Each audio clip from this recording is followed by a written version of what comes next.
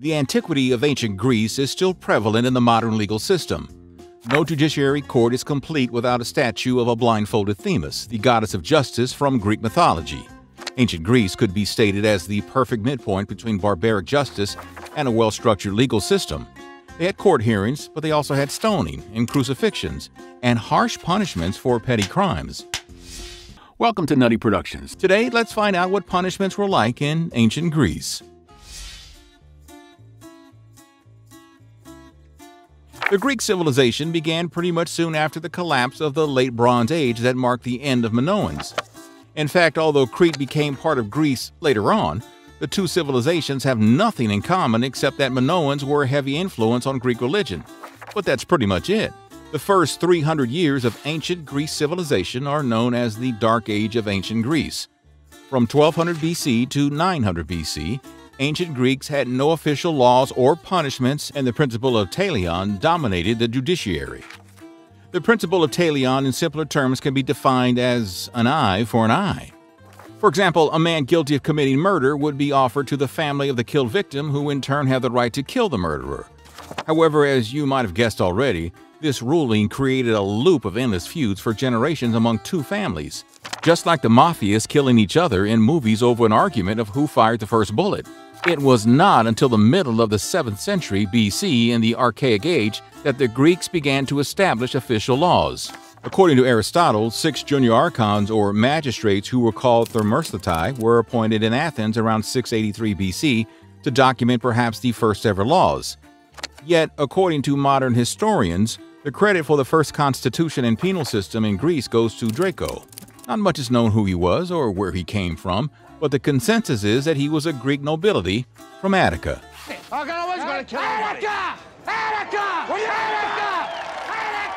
But even if Draco's code wasn't the first reduction of Athenian law into writing, it was still likely the first comprehensive written code in the history of Greece.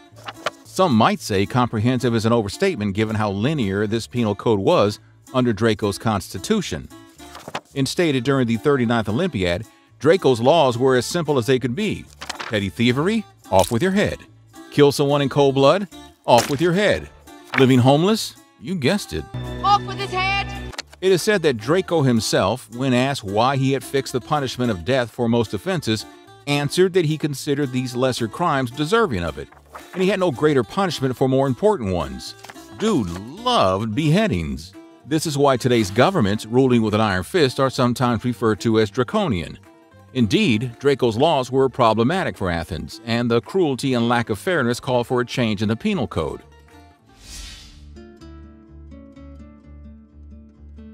Now, if you're wondering what kind of laws the rest of Greece had during this time, here are two important details.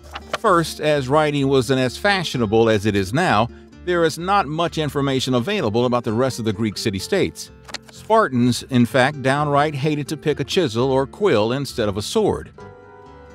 This is Sparta! Second, there was never a system of institutions recognized as a legal order in other cities. They more or less followed Athens' model of the penal system, with Sparta being at the extreme opposite end of it. For Spartans, honor and integrity mattered a lot, and they treated women as one should, with equality. This ideology was reflected in their law and punishment system as well, and set them apart from the rest of Greece. Spartans would cast their serious criminals to die in a dry well, while lesser crimes were punished with whippings, exile, and seizing of property.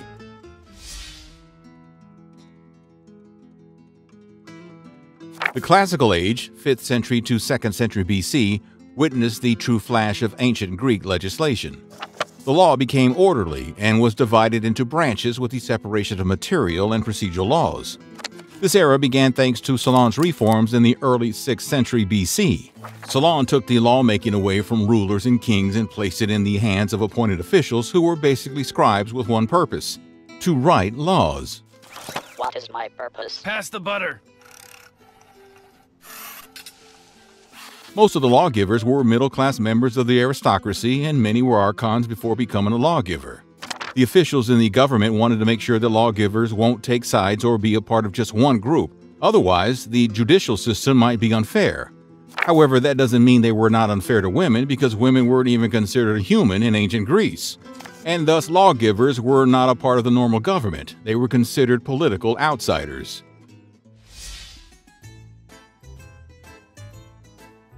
In a broad sense, Solon's laws served as guidelines for the judges instead of hard-coded regulations. These guidelines told step-by-step details on how the law should be enforced. Procedural laws even included such minute details as how many witnesses must be called in each particular case, and who could serve as a witness, and so forth. In ancient Greece, the judiciary system was pretty much social work and driven by non-professionals. Court employees were rarely paid, and most claims were tried on the same day. Private cases even more quickly. They were neither officials nor lawyers. A normal case consisted of two litigants, one from each side, who respectively argued for the prosecution and the defense. The case was decided by a group of jurors who acted almost in the same way as modern juries of Western civilization. It was their responsibility to discern if a person was either guilty or not guilty, after which another vote by the jury would decide the punishment. However, like Supreme Courts today, Greeks had archons and ephetae who were the magistrates and had the final say in legal proceedings. Around 403 and 402 BC, they were replaced by dikastai, who were democratically elected jurors. Greeks believed during the classical age that the foundation for the punishment was anger of a person, and thus he should pay the price for expressing it towards others. The guilty would be forced to pay victims and sometimes Athens city as well for his wrongdoings. In a way, money had replaced the principle of talion. Imprisonment was only used for those who were not able to afford the fine. More severe punishments, such as exile or capital punishment, could be used for crimes that touched society as a whole. Apart from homicide, this also included disrespect towards the state or official religion.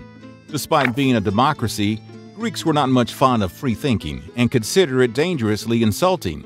This is why so many philosophers who later formed the pride of Greece had to pass through criminal procedures and punishment. Socrates, who had been convicted to death by poisoning, was the most famous of them. Speaking of Socrates, the philosopher was supposed to get crucified. Did you know that? At the time, crucifixion was not as bloody and graphical as you may have seen on Jesus' figures in movies. In classical age Greece, the convict was fastened to a board with iron collars around his wrist, ankles, and neck, and the collar around the neck was tightened to strangle the wrongdoer. Socrates, too, probably would have suffered such fate had he not had wealthy friends. From the end of the 5th century, the Athenians seem to have been willing to let wrongdoers convicted to death use hemlock to commit suicide in advance of their execution, provided they could afford to pay for the dose, which cost 12 drachmas. It is hard to put an exchange value to ancient currencies in modern perspective, but that has not stopped economists and historians from estimating the value of drachma according to purchasing power parity. By their calculation, an ancient Greek drachma would cost about $46, making the cost of poison nearly worth $540. That is one costly way to take your own life. However, exile was a more preferred and popular punishment among Athenians. Even prisoners on death row were expected to make a jailbreak and not return to Athens for a long period. Exile life wasn't as easy as you might be thinking. Making money as a foreigner in strange lands wasn't as feasible back in the day.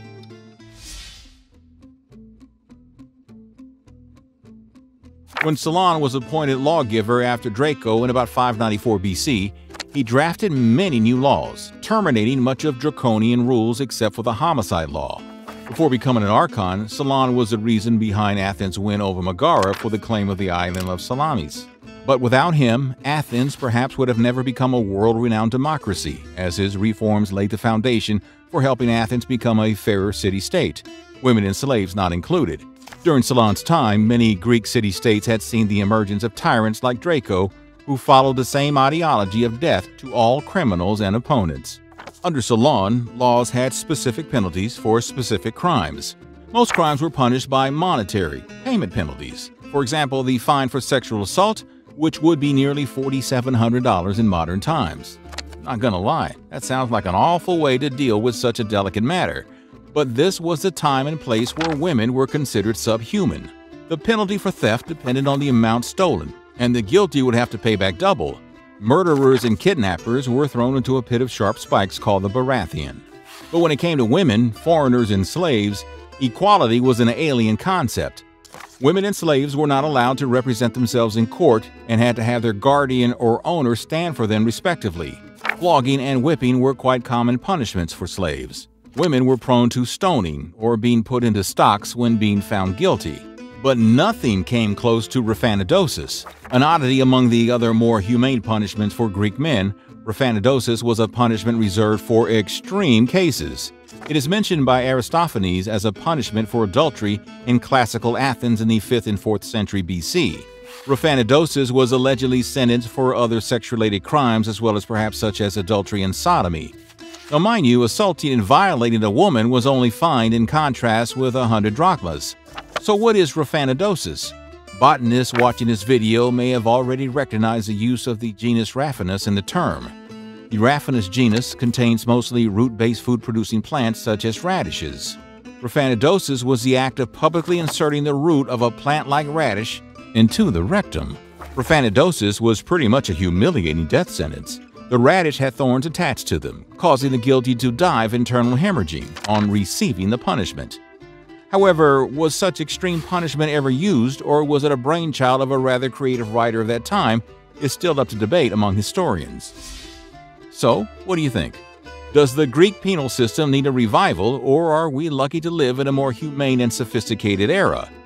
Tell us in the comments, and don't forget to smash that like button. And thank you for watching Nutty Productions. Ancient Egypt civilization began roughly 7,000 years ago. It might be hard to believe, but even in those times, Egypt had laws and rules like we have today.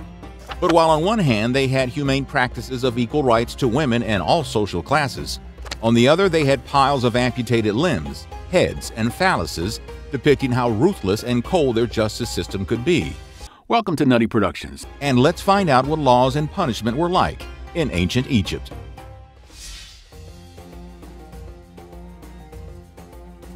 Egypt's first laws emerged when the Upper and Lower Kingdoms were unified under King Menes around 2950 BC, also known as the beginning of the Old Kingdom. Local laws during the Old Kingdom and Middle Kingdom of Egypt was a private affair. Order was kept by the local officials who had their own private guards, just like how 7 kingdoms had their respective armies in Game of Thrones. There were 2 types of prosecution for violating the moral norms. The first was the religious court of the underworld, where the deceased is tried in front of Osiris for his actions. And the second was a civil court where the discipline of the community was imposed. Most of the judicial matters were controlled by the vizier, the pharaoh's right hand. Criminal justice necessitated a hierarchy in the judicial system, depending on the severity of the charge.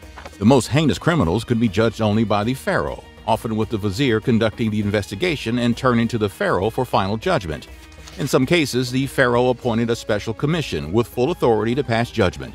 Punishment for serious crimes included penal servitude and execution, while mutilation and flogging were often used to punish offenders of lesser crimes. The local court, or kenbet, was made up of community leaders who would hear the cases and decide who's guilty and who's innocent. The jejat, or the imperial court, was headed by the vizier, who was the ultimate supreme judge as long as we do not count the pharaoh, but most cases were handled by the lower magistrates. Although there was an administrative building called the Judgment Hall in every city, the court could be held almost anywhere, even in the marketplace or on the street. There were no lawyers or appeals. The priests of Amun were the ones who decided the verdict, as the people trusted them to give a just hearing and to make the right judgment. This was bureaucratic judgment. Instead of weighing evidence and testimonies, priests would confer with their god to reach a verdict. You can imagine how fair this system must have been. During the Middle Kingdom, which was established around the 20th century BC, judiciary became a more rational and logical paradigm in the contemporary world. Professional judges presided over the courts, and the judicial system operated based on reason and cause. This period also saw the creation of the first professional police force, which enforced the law, took suspects into custody, and testified in court. Later, with the dawn of the New Kingdom, Egypt adopted the idea of a centralized police force which evolved from the Nubian allies of Egypt, the Medjay. These superior and more organized police officers were equipped with staff and dogs, or baboons, to catch criminals. They took special pride in serving pharaohs as the guards of Egypt, and in their policing, neither the rich nor poor were above the law. Although punishment for criminal offenders could be severe, and in the modern viewpoint, barbaric, Egyptian law was nevertheless admirable in its support of basic human rights. The pharaoh Bokhorus, for example, promoted individual rights, suppressed imprisonment for debt and reformed laws relating to the transferal of property. Greek Salon's judicial system of reforming Athens' penal code was mostly inspired by the Egyptian codes. There were two types of crimes in ancient Egypt. The first kind was committed against the community, such as murder, adultery, theft of personal property, and crimes committed against the state, such as bribery, treason, theft of public property, and any kind of crimes committed against religious institutions. Citizens guilty of any crime were prone to punishment ranging from confiscation of property, beatings, and mutilation to death without a proper burial. Death without a proper burial was considered the worst fate, as the Egyptians believed that a proper burial was essential for entering the afterlife. So, the threat of this last punishment was a real deterrent.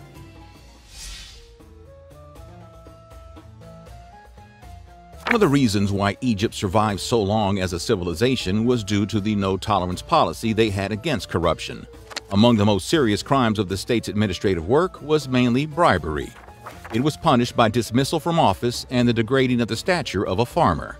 On the other hand, the penalty for stealing the property of individuals was to pay a fine up to 2 or 3 times the stolen objects, and as for the theft of public property, the thief would pay up to 180 times the number of stolen materials. The accused would be ordered to return the stolen goods after a full confession. But that was not the end of their punishment, for he was a subject of a beating, 100 strokes by hand, followed by forcing the guilty to swear an oath. This whole punishment would be executed publicly to shame the culprit and make sure they never repeat it again. And if they did, well-repeating offenders would be thrown into the river to become the delicious lunch of crocodiles.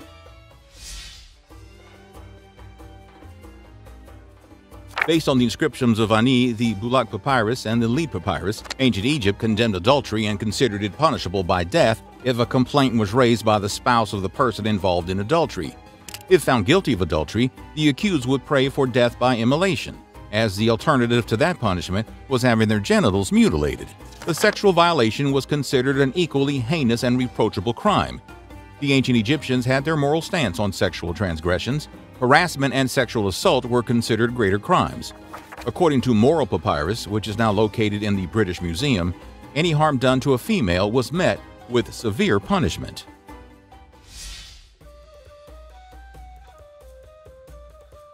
The ancient Egyptians appreciated the sanctity of life and respected it. That's why they used the death penalty exclusively to not violate the sanctity. This is why the penalty of killing a human was divided between murder and manslaughter. This was pretty humane for ancient times, but at the same time, an example had to be made in order to preserve the non-violation of the death penalty. The death penalty was for intentional murder and even resorted to psychological sanctions that were viewed as more severe than execution. For example, a son or daughter killing one of his parents would straight up go on a pyre and be immolated. But in the case of the father killing a son or daughter, the body of the killer was tied with the corpse of the victim for 3 days until the moment of decomposition, all while under the protection of guards. Talk about a guilt trip. As grave robbing was considered a huge sin, if one was found guilty, the death sentence would be given to the accused. An example was made out of anyone guilty of murders to act as a deterrent for anyone who threatened to kill anyone. Martyrdom was a gift granted to those sentenced to death by the people. As for involuntary manslaughter, there was no specific penalty, as the doer wouldn't enter his house until he cleans himself of the sin, makes offerings, seeks forgiveness from the family of the offender, and made appropriate compensation. The penalty did not overlook whoever covers up the murder or held information regarding the crime, as they were to stand in front of judges, and if found guilty, he would stay in his place and take his life. Whoever kills an animal with a symbolic religious significance would be executed if it was done intentionally. Treason and treachery were other crimes for which the highest punishment was reserved. They treated treachery with the highest disdain, and it almost always ended with certain death in the cards. The closer the offender was to the pharaoh, the higher the chances were of them losing their heads if found guilty. And like in the case of most other such crimes, there were no grave privileges or rights for the punished.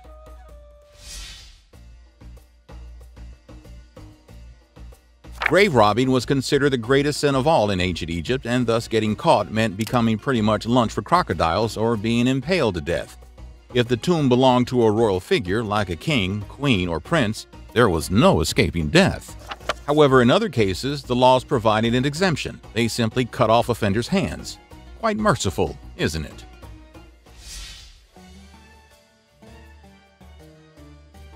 Contrary to the modern world, Ancient Egypt believed that a suspect was guilty until proven otherwise, which made life very difficult for anybody who was accused of any charges.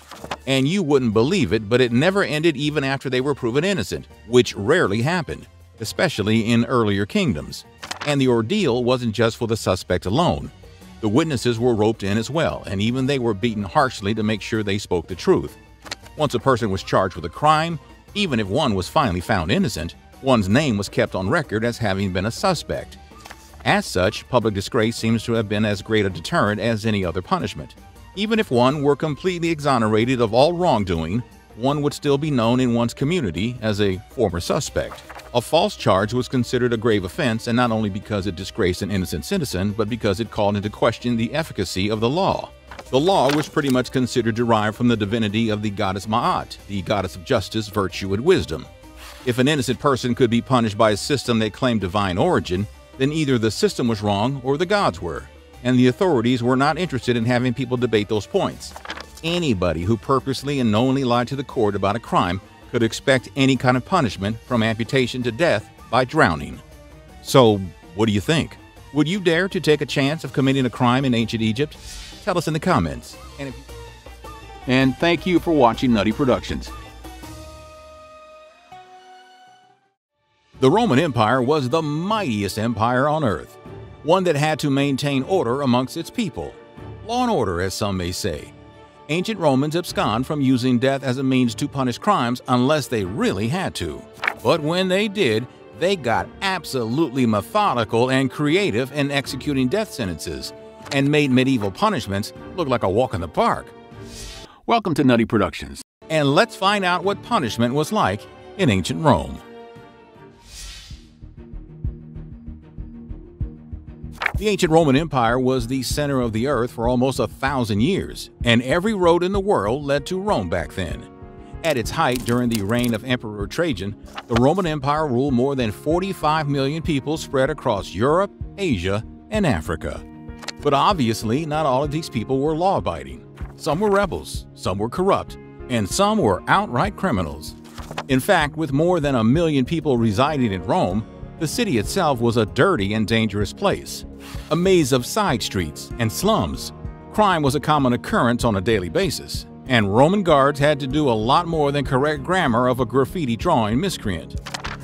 Understand? Yes, sir. Now write out 100 times. Yes, sir. Thank you, sir. Hail Caesar, sir. However, instead of an organized police force, Romans had vigils. These vigils were 7,000 strong and were charged with dealing with everyday crimes like theft and to capture and enslave people who might attempt to flee from justice. The Roman guards were only called if the matter would go beyond the capabilities of vigils. For example, in cases of riots, rebellion, or civil unrest. Meanwhile, matters of imperial interest and the emperor's security were in the hands of the Praetorian Guard. In theory, Roman laws were written in a manner to discourage people from committing crimes by making an example of the guilty party with the punishment. However, the reality was that people would get punished according to their status and wealth in Roman society. No wonder modern judiciary resembles ancient Rome law so much. Like most of the ancient law systems, Romans followed the principle of personality. That means the law was only applicable to Roman citizens. Foreigners, well, they had no rights, and unless protected by some treaty between their state and Rome, they could be seized like ownerless pieces of property by any Roman. However, with time, diplomacy became more and more crucial for the Roman Empire. Therefore, the increasing commercial interests of Rome forced it to protect the foreigners by some decree of justice. This is why the jus civil, or civil laws, were replaced by a more flexible and applicable jus gentium, or the law of nations in 3rd century BC, protecting foreigners more or less like the civilians. The legal procedure, established by Romans, was the most crucial part of the judiciary, as it was the grandfather of the legal system that we use today. Roman goddess Justitia can attest to that, as she has been standing in the majority of legal courts of justice for more than 2 millennia now. The legal procedure, or liges actionis, was a step-by-step process of detailed bureaucracy. First, the plaintiff approached the defendant in public and called for him to come to court.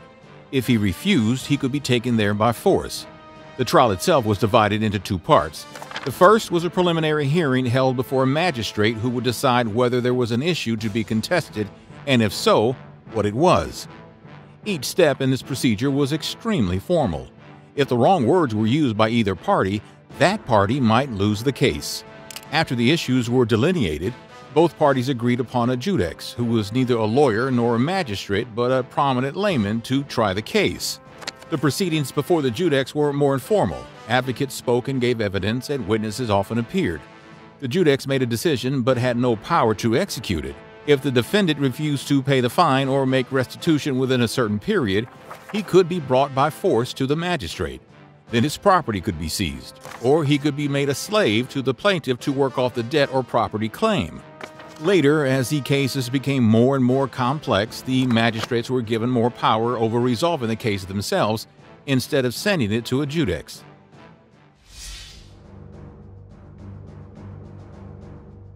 Roman punishment actually varied depending on one's position in Roman society. A slave had no rights whatsoever and was literally treated as merchandise. Beatings and lashings were like free real estate when it came to punishing them for any minor offense.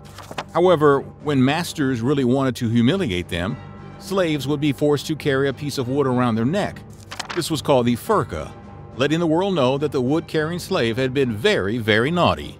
A slave caught committing theft, adultery, or forgery could be punished with death by crucifixion. But it is worth noting that being merchandise, the slave also had a cost, and therefore the corporal punishment could never be too harsh in order not to permanently impair him unless the circumstances were extremely grave. Roman citizens, on the other hand, were very rarely sentenced to death. By law, a Roman citizen could be condemned to death only if he committed treason or patricide. Furthermore, in all instances, a Roman citizen could not be crucified. Romans were largely punished by monetary fines, confiscation of property, infamy, banishment, and at worst slavery whenever a fine would not be enough to get them out of their troubles. But it was the capital punishment with which Romans would get real creative.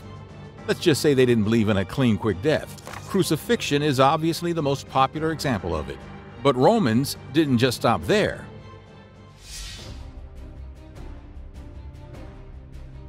Poena culae, or punishment of the sack, applied mostly to Romans who were found guilty of parricide. The victim was put into a leather sack together with several animals, including a monkey, a snake, a dog, and a rooster. After all of them were put into the sack, it was sewn together and thrown into a river. Needless to say, from there on it was a struggle of survival to the last among these forced companions. Romans didn't have a weird choking fetish, it was the other way around. Spilling blood inside the ancient city of Rome was considered sacrilege and thus was regarded as taboo. This is why strangulation was the most common method employed for punishment by death.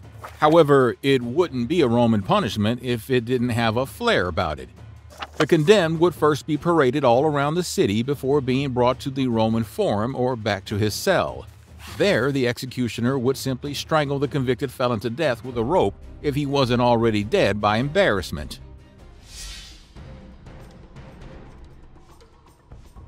After the Great Fire of Rome killed hundreds of people, Emperor Nero accused Christians of starting it. As retribution, Romans had thousands of Christians who were persecuted and subsequently burned alive.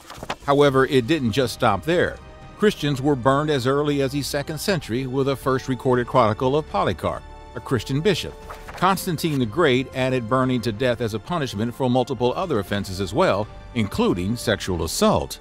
The convicted were forced to put on a tunica molesta, a papyrus-based outfit that was smeared with wax and was tied to a high pole. Burning pitch and lard were poured from the top, which incinerated the helpless victim. Ironically, Christians would later use the same method to burn thousands of women during witch hunts.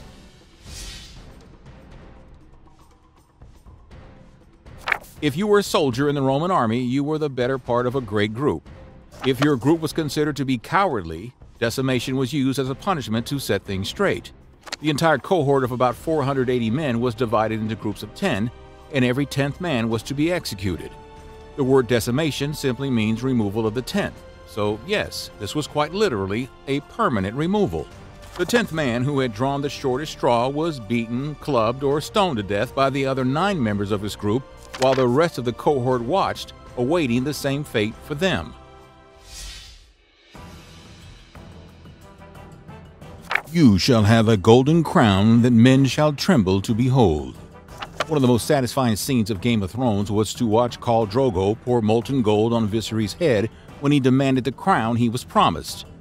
The innovative killing scene from George R.R. Martin wasn't exactly the brainchild of his imagination, but a callback to history, Roman history to be more precise. Romans loved to have molten gold or molten lead poured into the mouth of people charged with a death sentence. Surprisingly, this ridiculously horrific method of execution continued at least until the 16th century. The last recorded death by molten gold was suffered by a greedy Spanish governor in the colonial settlement in Ecuador in the year 1599. Now, whether or not he got to keep the gold, well, that's up for debate.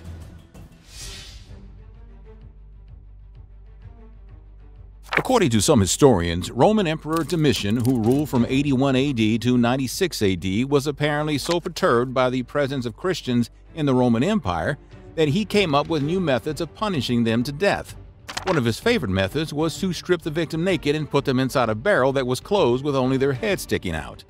The victim was then force-fed and smeared with honey and milk to attract insects and parasites to feed upon the victim alive. The barrel was put into the hot sun to attract a swarm of creatures that would feast on the body of the helpless victim. This could go on for multiple weeks until the person inside the barrel died and their body rotted inside it.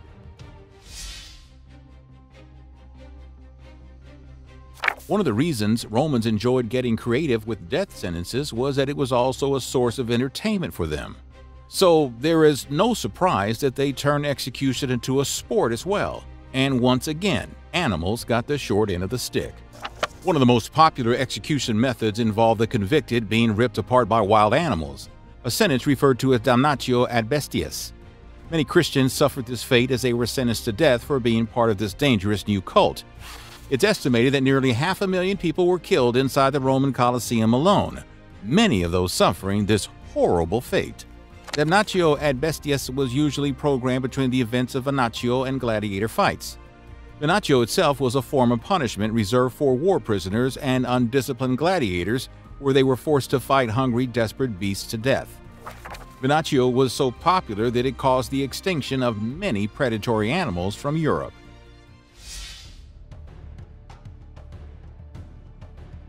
No punishment method is as related to ancient Romans as crucifixion, thanks to the story of Jesus of Nazareth. Crucifixion combined multiple forms of torture. After being nailed to the cross, which is in itself a horrible ordeal to go through, the victim would hang on the cross for multiple days, most probably with dislocated shoulders, before eventually suffocating to death. If this took longer, the executioner used a sledgehammer to break the femur bones of the victim, which is one of the most painful experiences a human being can go through, so he would suffocate much faster. This was not an easy way to go by any means. So, which ancient punishment would you vote to avoid?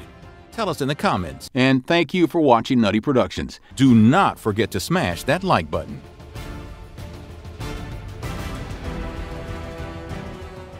One may think words like law and order do not apply to scruffy barbarians of the North who murdered, plundered, and pillaged the rest of Europe without any conscience in the Middle Ages.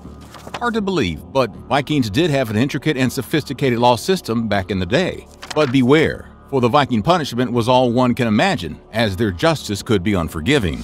Welcome to Nutty Productions, and today let's find out what were the merciless and cruel punishments that Vikings used in their time. In modern times, humans have well-defined distinctions when it comes to the act of killing, such as premeditated murder, intentional murder, and manslaughter. But back in the Viking Age, the line wasn't drawn so impeccably clear. According to the Viking law, killing somebody covertly and without fair warning was considered a despicable and monstrous act, while killing someone in a duel after challenging them in public was considered honorable. Even in the case of manslaughter or accidental killings, one had to take responsibility for the killing and not flee. Obey the counsel and pay the compensation imposed on you. The same applied to homicides resulting from fights or similar situations. However, if one was caught murdering someone in their sleep, by surprise or without fair warning, chances were high they might be asked to do the fatal walk. This punishment was reserved mostly for high-profile murders, as was the case in Brodir in Jarl's saga. In the fatal walk, the executioner would slice the prisoner's belly open, and the prisoner would be asked to walk to the spot of his execution with their guts spilling out. Even if guts or intestines are removed from the body of a person, they somehow manage to stay alive for hours, albeit in a very agonizing way. On arriving at the spot of execution, which was commonly a tree, the spilling guts of the prisoner would be pulled out to tie them around the tree. If the prisoner was fortunate, they might die during this ordeal, or else more agony awaited as death may take its sweet time.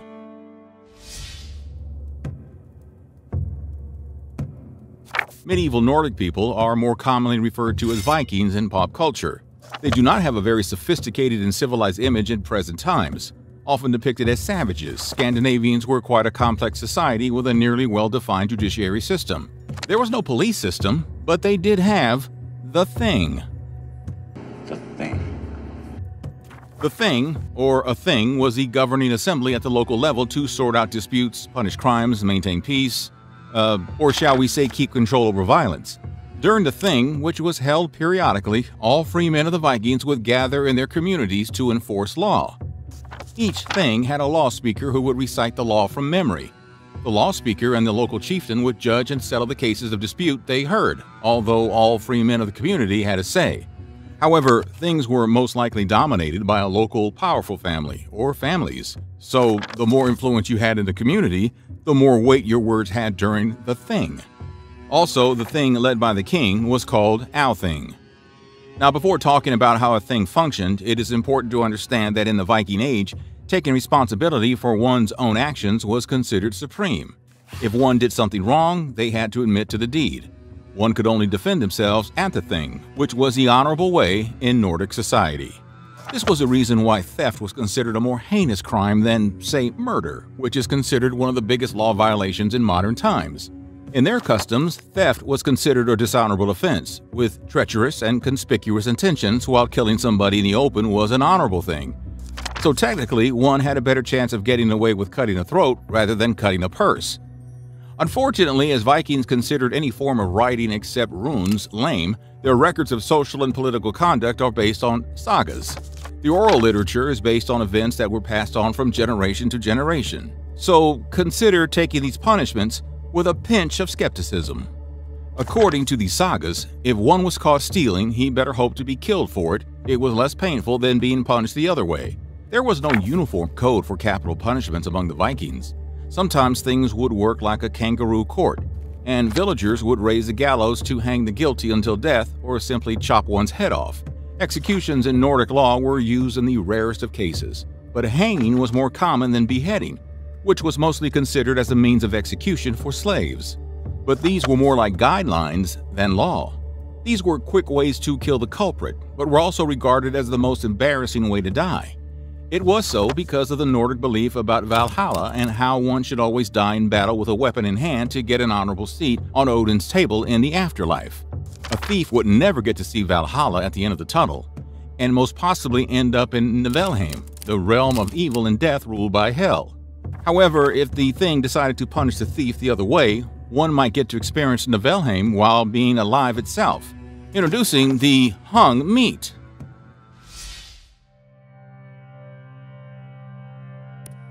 Mentioned in the Frafenkel saga Freisengode, the hung meat can be considered to have the greatest plausibility as a physical act of vengeance. Pretty sure you, the audience, even if you are a vegan, must have visited a butcher shop in your life, or at least peruse its contents through the window passing by. Now you may be able to picture why this punishment was called the hung meat. It's exactly what it sounds like. The meat is hung by its rear tendons using hooks in a butcher shop. Like it was in the Frafenkel's case, would be hung by a rope upside down. The only difference is that the carcasses of dead animals in butcher shops are dead, while the culprits who suffered this punishment in Scandinavia were still alive, and mostly lived through this ordeal. Instead of tying their ankles with a rope, administrators of punishment would use the knives to pierce holes through the victim's heels behind their tendons to pass the rope and then pull it over a beam to string them up. After the duration of punishment would be over, the guilty would be cut down and declared an outlaw by the Thing. All of their property would be forfeited and divided into the community. Even though the punishments mentioned in this video were used by Vikings in the rarest of cases, they had a special punishment reserved for the rarest of the rarest case, the blood eagle. The most known instance of blood eagle execution is related to famed Viking King Ragnar Lothbrok. After Ragnar was captured and killed by King Aella of Northumbria, England, his sons invaded Northumbria, seeking revenge. After Northumbria fell, Ragnar's son Ivar the Boneless condemned Aella to the horrible fate of the blood eagle. Today, modern scholars debate how Vikings performed this ritual torture, and some don't even want to believe that the gruesome method of the ritual was even preferred at all.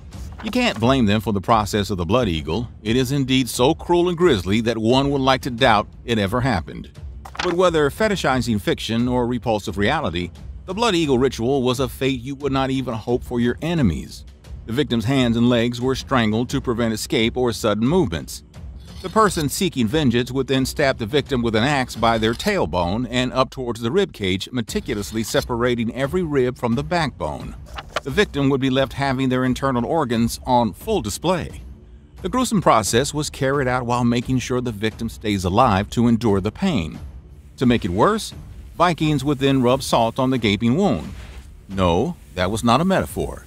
Actual saline simulant would be applied to the wound to enhance the torment. Then the detached ribs would spread out like giant fingers so that the vengeance seeker would have easy access to the victim's organs so they can pull the lungs out and make the victim appear as if they had a pair of wings spread out on their back. Therefore the name, blood eagle. There were two main reasons Vikings used the blood eagle on their victims. First, they believed it was a sacrifice to Odin, father of the Norse pantheon of gods and the god of war. Second, and more plausibly, was that the blood eagle was done as a punishment to honor lacking individuals. According to the Orkneyinga saga of the Vikings, Halfdan was defeated in a battle at the hands of Earl Einar, who then tortured him with a blood eagle as he conquered Halfdan's kingdom. Similarly, Aella was tortured in vengeance. So we leave you with the question, do you think blood eagle and other such Viking punishments were works of fiction, or do the scrupulous details in the description have a shred of truth behind them? Let us know in the comments. And if you would like to watch more cruel punishments in history, check out these videos on the screen. And thank you for watching Nutty Productions. Punishment. The inevitable consequences of doing something wrong or doing something that the rest of society doesn't like. As civilization developed, so too did the ways in which people punished those who broke the rules. The development of prisons throughout history has followed a complicated, windy path. Certain cultures simply like to end people's lives who did bad things rather than keep them in a cell. Others, think medieval times, seem to love dungeons and chambers where they did some pretty awful things. Let's take a look at the evolution of prisons throughout history and some of the worst ones that have ever been built. Mamertine Prison, 7th century BC. Let's kick it off with one of Rome's most notorious prisons, a place where St. Peter might have spent some time before he was executed, and just an all-around bad place to be. It's thought that Mamertine Prison was built sometime in the 7th century BC, but the exact dates are unknown. It was pretty much fully booked between the 1st century BC and the 1st century AD, a time of peak Roman chaos where all kinds of backstabby things were going on as the Roman Republic was overthrown and became the Roman Empire. Prisoners at Mamertine during Roman times usually weren't held there too long. Extended incarceration really wasn't a thing back then. But most often, the prisoners held there were tortured, beaten by guards, and subjected to simulated drowning, starved, and then, in a lot of cases, eventually crucified. This is supposedly what happened to St. Peter, who was imprisoned there before his crucifixion. A lot of what we know about Peter's stay at Mamertine comes from the New Testament, and the story goes that Peter was locked up for his preaching and teachings, which were seen as a threat to the Roman Empire. While in prison, he supposedly performed miracles like healing a guard's daughter, which led to the conversion of several of the guards and other prisoners. In the end, though, the miracles couldn't save him, and Peter was eventually sentenced to death by the Roman authorities. According to tradition, he was crucified upside down because he believed that he wasn't worthy of being crucified like his hero, Jesus. And if you didn't go by way of crucifixion, there was a good chance you might have been thrown off a cliff in the grand finale of your stay at Mamertine. Near the prison was a lovely place called Tarpeian Rock. According to Roman legend, the rock was named after a young woman named Tarpeia, who betrayed the city of Rome in exchange for some golden bracelets. As punishment for her treachery, she was thrown off the cliff by the Roman soldiers. And they kept the tradition going. Loads of Roman politicians, generals, and nobles were tossed off the rock for various plots to overthrow people, and other treacherous crimes over the years. The Palace of the Inquisition, 1732 to 1838. You know, when we think of the Spanish Inquisition, most of us probably think it only happened in Spain. But don't forget, Fernando, the Spanish loved colonizing back in the day, and they particularly loved South America and all of its gold and silver. So it is really no surprise that the Inquisition and all of its brutality leaked over to the New World. And one of the most infamous prisons wasn't a place you'd want to find yourself in. This New World Inquisition, officially known as the Inquisition in the Americas, was established in the early 16th century, soon after the Spanish and Portuguese arrived on the continent. Just like in Spain and Portugal, leaders wanted religious orthodoxy, but only orthodoxy that involved Catholicism. Indigenous populations were forced to convert or else face the mighty backhand slap of God.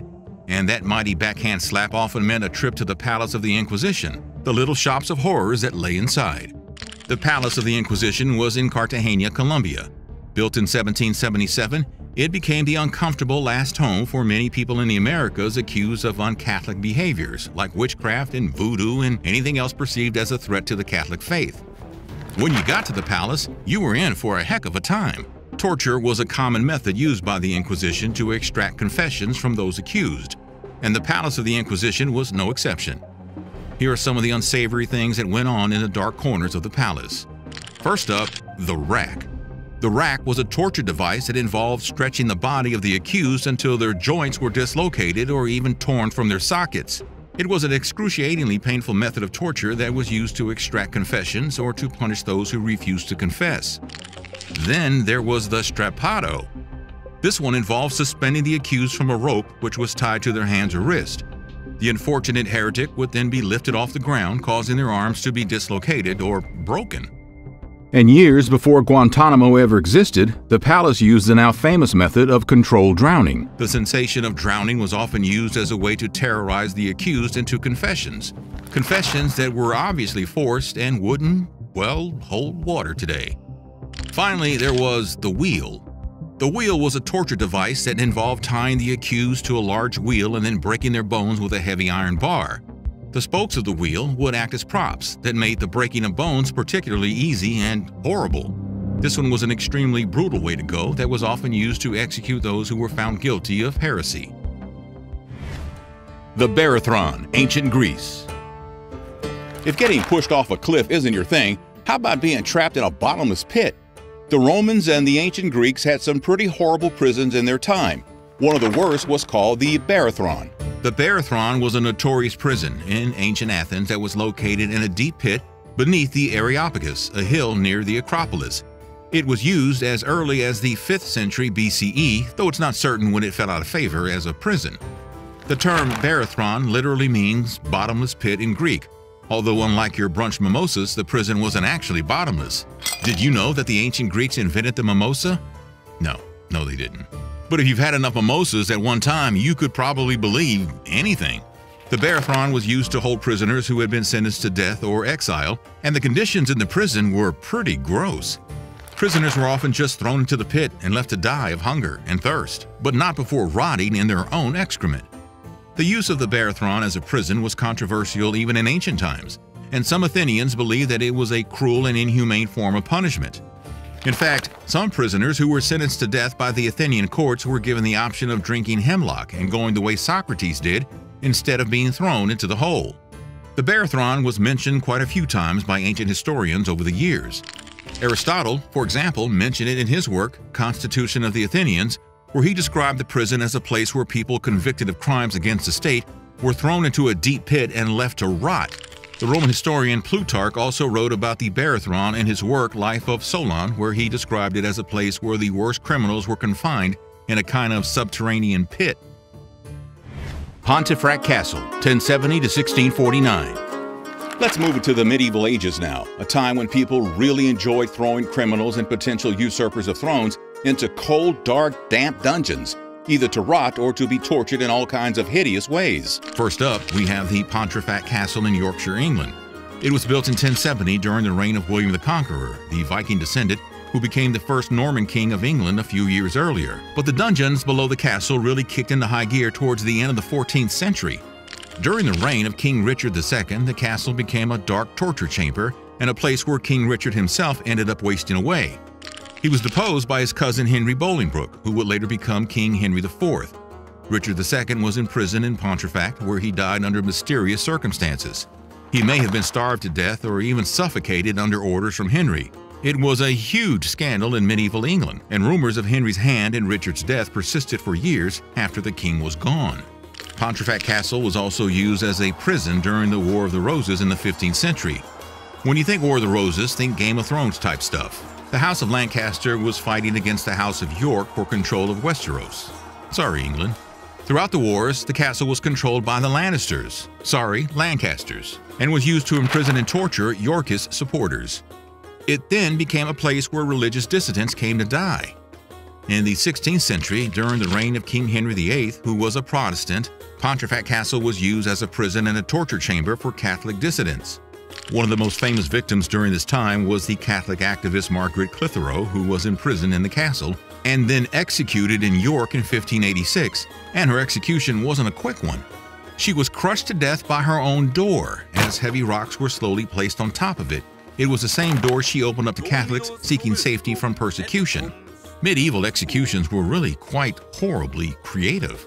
Then, during the English Civil War in the 17th century, Pontefract Castle was used as a royalist stronghold and was besieged 3 times by parliamentarian forces. In this civil war, think Long Live the Queen versus We Want Democracy. After the final siege in 1649, the castle was partially demolished, and its use as a prison and torture chamber finally came to an end. The Tower of London, 1100 to 1952. Right around the time Pontefract Castle was built, another castle/prison went up in London under the orders of William the Conqueror. The Tower of London takes the ignominious prize of being one of the longest continually used prisons in history. The first part of the complex, which is much more than just a tower, was built in 1066, and part of the complex was turned into a prison and execution site by 1100, and it continued to be used until 1952. While the Tower of London also had royal residences and fancy dining halls like many other medieval castles, it's gone down in history as a place where some horrific executions were held, but it also served as the setting for some pretty wild stories over the years. First, let's get into the executions. There were all kinds of ways to go during medieval times, and while the methods we're about to mention were by no means unique to the Tower of London, the tower was basically ground zero for where they happened. Beheading was the go-to method, but there were some other pretty nasty ones. Hanging, drawing, and quartering was a particularly gruesome way to go that was used for people who committed high treason. The condemned individual would be suspended from a tree until almost dead, at which point they would be taken down and tortured. After that, their corpse would be cleaved and displayed to serve as a warning to others. There was also a nice little number called the scavenger's daughter. A device was used to compress the person's body while they were forced to sit with their knees against their chest, while their arms were tied behind their back. The device would then be closed, and fatal crushing would ensue. Other than the horrible executions, there are some other fun facts about the Tower of London. One was that, in addition to prisoners, it held a menagerie of exotic animals like polar bears and Bengal tigers and even monkeys. They were status symbols for the royalty who lived in the castle, but that didn't help the prisoners out much. Another not-so-fun fact, the last execution that took place at the Tower of London was that of a German spy named Joseph Jacobs, whose life was ended by a firing squad in 1941. The Tower of Blood, 14th century. Just the name is enough to tell you that you don't want to be in prison in this next one. The Tower of Blood was built by the Ottoman Empire during the 15th century in the modern-day Greek city of Thessaloniki. It was originally used as a watchtower and served as a part of the city's fortifications, but over time, it was converted into a prison and torture chamber where some less than savory things went on. The tower had a reputation for brutality and torture throughout the Ottoman Empire, and it was often used to intimidate and terrorize the local population. Prisoners were brought to the tower and subjected to all kinds of nasty treatment. They were starved, they were beaten, they were subjected to various forms of torture that included all kinds of spiky, stretch, and heavy things. One of the most infamous uses of the tower came during the Greek War of Independence in the early 19th century, when the Ottomans used it to imprison and torture Greek revolutionaries and their sympathizers. Lots of these prisoners were held in the tower for years, and key players in the war like the Patriarch of Constantinople, Gregory V, and the Bishop of Thessaloniki, Gregory of Kalamasia, both lost their lives while imprisoned in the tower. Then, in 1826, the tower played a role in the mass disposal of the Ottoman Janissaries. The Janissaries were an elite military group that had become a powerful political force within the empire. The Sultan at the time, Mahmud II, didn't like how powerful they'd become and how much influence they were wielding in Ottoman politics, so he decided to wipe them out. Most of the carnage took place in Istanbul, but some of the Janissaries fled to Thessaloniki, where they were hunted down and given a slow, painful goodbye in the Tower of Blood. The event marked a significant turning point in Ottoman history. With the Janissaries eliminated as a political force, Mahmud was able to centralize power and push through a series of reforms aimed at modernizing and strengthening the Ottoman state, though it wouldn't really help the empire's decline. Less than 100 years later, the empire would dissolve for good. Kodenmacho Prison, Edo, Japan, 17th through 19th centuries. Edo, Japan seems like it was a pretty interesting place. On the one hand, it was a period of Japanese history that was relatively peaceful. Art and culture flourished under the reign of the Tokugawa shoguns, and on the surface, things seemed pretty good. But there were also some pretty harsh laws and some pretty harsh customs. Social mobility was virtually non-existent, and citizens basically were not allowed to leave the country due to strict isolationist policies. And the prison system during this time, well, it certainly reflected the harsher side of things. One of the most infamous Edo period prisons was Kodenmacho Prison. It was used to hold prisoners of all kinds, from common criminals to political prisoners and prisoners of war. The prison was located in the capital, Edo, which was renamed Tokyo after the Tokugawa shogunate fell during the Meiji Restoration in 1868. Conditions in the prison were notoriously harsh. The prison was overcrowded and dirty, with prisoners often forced to sleep in cramped, gross cells with no bedding. The food was poor quality, and prisoners were often malnourished. Medical care was virtually non-existent, and disease ran rampant throughout the prison population. The prison was also known for its use of physical punishment, with inmates often beaten senseless for even minor infractions. Just like Edo society at large, prisoners in Kodenmacho were divided into different classes based on their crimes and social status. Much like prisons today, the ones deemed dangerous were held in a special ward, basically a supermax type of situation, where they were subjected to even harsher conditions and stricter rules than the rest of the prison population. Political prisoners were often held separately from common criminals and were subjected to particularly brutal treatment. The Tokugawa rulers didn't take kindly to anyone criticizing their leadership or trying to start any uprisings. Many of these political prisoners were executed, either by beheading or sometimes even crucifixion or being burnt alive at the stake, witch hunt style. Despite its brutal conditions, Kodenmacho Prison was an important institution in Edo, Japan. It was one of the largest and most well-known prisons in the country and was used to punish a wide range of crimes, from theft and murder to political dissent. The prison was also one of the few in Edo, Japan where the prisoners had contact with the outside world. Prisoners were allowed to receive visitors and were often able to communicate with people outside the prison walls. This made the prison a center of political and social discourse, and it was often a focus of attention for writers, artists, and intellectuals. Walnut Street Jail, 1790. Up until this point, the prisons we've looked at have been grimy, dark, torturous places that were built to inflict pain and dole out punishment. But towards the end of the 18th century, there was a push to reform prisons and turn them into places of rehabilitation. In the United States, the Quakers were pretty influential in trying to make this happen. The Quakers were very much into social justice and humanitarianism, and they wanted to build prisons where convicts could learn from their mistakes and come out reformed. However, sometimes this didn't go so well. The first modernish prison built in Philadelphia in 1790 was called the Walnut Street Jail. Before we continue, let's get into the difference between a jail and a prison. Today, in the US at least, a prison is where people go after they're convicted, and a jail is where they're held while they're awaiting trial, unless they have some money and can post bail. But back in 1790, the distinction between the two was often a bit blurry. Walnut Street Jail then was both a short-term holding facility and also a long-term penitentiary house, as they were known back then. Anyway, the Walnut Street Jail was designed to separate prisoners from one another and give them the opportunity to reflect on their crimes and reform themselves through solitary confinement. What could go wrong? Each prisoner was confined to a single cell for 23 hours each day, where they meditated, found God, saw how the life they'd been living was flawed, and generally became better people. Or they simply went insane and came out even worse than they were when they went in. The reality of life in the Walnut Street Jail was far from the idealistic vision of the reformers who created it. The conditions in the jail were often squalid, with prisoners confined to small windowless cells with no access to fresh air or exercise. Many prisoners suffered from mental illness as a result of prolonged isolation, and some resorted to taking their own lives. Solitary confinement as a punishment clearly has a lot of downsides, and it's far from the reformative panacea that the reformers who built the jail thought it would be. Being stuck alone in a tiny cell for 23 hours a day often led to severe psychological trauma in prisoners, with some experiencing hallucinations, delusions, and other symptoms of mental illness. And if being stuck in solitary confinement wasn't bad enough, the Wall Street Jail also had a system of hard labor where prisoners were forced to work in absolute silence for up to 10 hours a day. So much for prison reform. Camp Sumter Prison, 1864 to 1865. 75 years later, one of the most notorious prisons in American history would pop up in Georgia towards the end of the Civil War. Camp Sumter, also known as Andersonville Prison, was a Confederate prisoner of war camp that operated from February of 1864 to April of 1865.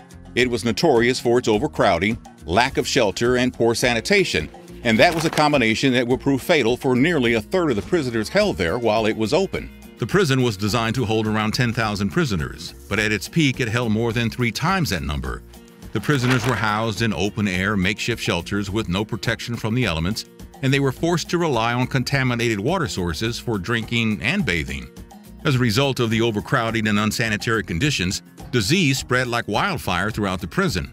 The lack of medical care and supplies only exacerbated the problem, and thousands of prisoners died from diseases like dysentery, scurvy, and typhoid fever. It's estimated that around 45,000 Union soldiers were held at Camp Sumter during its operation, and of those, around 13,000 died. The exact number of fatalities is uncertain, though, because the Confederate authorities didn't keep very good records. They were too busy with the war. After the war, a trial was held to hold Confederate officials responsible for the horrors that went down at the camp. The camp's commanding officer, Captain Henry Wirtz, was the man of the hour. Wirtz was brought to trial in August of 1865, and the trial lasted for 2 months. Wirtz was charged with conspiring to impair the health and destroy the lives of Union prisoners, and also with deliberately withholding food and other supplies from the prisoners, acts that resulted in the deaths of thousands. He was eventually found guilty and was executed. It was one of the only executions of a prominent Civil War figure for war crimes. Cellular Jail, 1896 to 1937-ish. The Andaman and Nicobar Islands are stunningly beautiful. Turquoise waters, white sand beaches, coral reefs. I'm talking classic island paradise. But up until the middle of the 20th century, they also housed one of the worst prisons in history. The Cellular Jail, known as the Kala Pani, was a colonial prison located on islands in the Bay of Bengal. Despite being way over here, the islands were controlled by the British East India Company for a while. The prison was built by the British colonial government in India during the late 19th century, and they used it to punish Indian revolutionaries who were fighting for independence from British rule and had been deemed a threat. The conditions in Cellular Jail were horrible. Prisoners were subjected to forced labor, torture, and solitary confinement. The prison was designed with 7 wings arranged like spokes on a wheel, each containing 3 stories of small individual cells.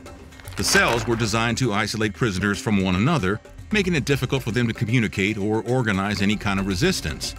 Quite a few prominent Indian revolutionaries were imprisoned in the Cellular Jail, including members of the Indian National Army and the Hindustan Socialist Republican Association. The most famous inmate of the prison was probably Vinayak Damodar Savarkar, a revolutionary and Hindu nationalist who was speaking out for Indian independence. In 1911, he was sentenced to life in prison and spent the first 10 years of his sentence at Cellular Jail. When India gained independence from Great Britain, and that was in 1947, Cellular Jail would eventually be decommissioned, but not before the Japanese arrived. In March of 1942, Japan took control of the Andaman and Nicobar Islands from the British and were just as unforgiving of Indian revolutionaries as the British. At first, the Japanese were welcomed by a lot of Indian nationalists because they figured the Japanese could help liberate India from British colonial rule. But the Japanese quickly wore out their welcome and proved to be just as oppressive as the British.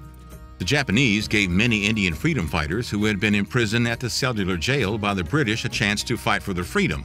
On the Japanese side, of course, many of them joined the Indian National Army, or the INA, which was formed by the Japanese to fight against the British during World War II. But the INA didn't have many successful military campaigns, and many of the freedom fighters were captured by the British and sent to other POW camps, swapping one jail for another. All in all, the Japanese occupation of the island simply meant more persecution for Indians who just wanted their independence. It would come eventually. The Japanese surrendered in 1945, and just 2 years later, India would gain its independence from Britain. Apartheid prison, 17th century to 1991. Robben Island is a little chunk of land that sits just off the coast of Cape Town, South Africa. The island was first used as a prison in the mid-17th century by the Dutch colonial government, who used it to lock up political prisoners and those who were deemed socially undesirable, like lepers and the mentally ill. But Robben Island became truly horrible during apartheid, which started in 1947. The South African government, led by the white minority National Party, used the island to imprison political dissidents and activists who opposed apartheid, a system of institutionalized racial segregation and discrimination. From the 1960s onwards, many prominent anti-apartheid activists were imprisoned on Robben Island, including the late, great Nelson Mandela, who spent 18 of his 27 years in prison on the island. Life at Robben Island was obviously not great. Prisoners were subjected to forced labor, regular beatings, and all-in-all squalid sanitary conditions. They were often forced to work in quarries and mines and were given inadequate food and medical care. Many prisoners were also subjected to solitary confinement, which could last for years. The prison was also known for its use of torture and other forms of psychological abuse. Some prisoners were subjected to sleep deprivation, sensory deprivation, and other forms of psychological manipulation in order to extract information or force confessions.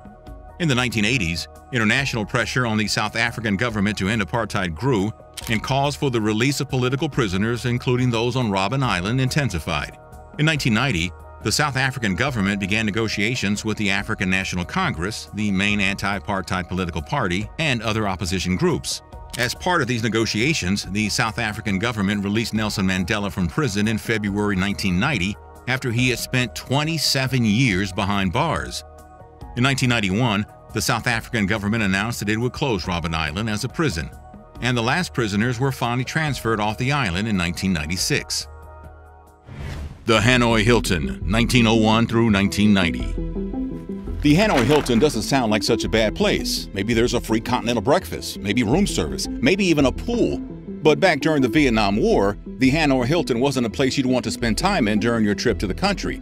It was a notoriously brutal prison that held American and South Vietnamese soldiers, many of whom were mercilessly tortured for years on end. The Hanoi Hilton, officially known as Ha Lo Prison, was built by the French colonial government back in 1896 to house Vietnamese political prisoners. But it gained its reputation later when it was used by the North Vietnamese to hold American POWs and other Allied forces during the war. The prison was originally designed to hold about 600 prisoners, but at times it held more than 2,000. Torture and starvation were a common everyday occurrence at the prison, and prisoners were often kept in solitary confinement for months or even years at a time. Some prisoners were forced to participate in propaganda broadcasts and false confessions aimed at undermining their loyalty to their own country. And with the conditions in the prison, it would make sense that a prisoner would say something just to make the pain stop. One American POW named Sam Johnson, who went on to become a U.S. representative, described the nasty use of meat hooks in the prison with brutal detail. Quote, "As a POW in the Hanoi Hilton, I could recall nothing from military survival training that explained the use of a meat hook suspended from the ceiling. It would hang above you in the torture room like a sadistic tease. You couldn't drag your gaze from it. During a routine torture session with the hook, the Vietnamese tied a prisoner's hands and feet, then bound his hands to his ankles, sometimes behind the back, sometimes in front. The ropes were tightened to the point that you couldn't breathe. Then, bowed or bent in half, the prisoner was hoisted up onto the hook to hang by ropes. Guards would return at intervals to tighten them until all feeling was gone, and the prisoner's limbs turned purple and swelled to twice their normal size. This would go on for hours, sometimes even days on end." End quote. Not a pretty picture at all.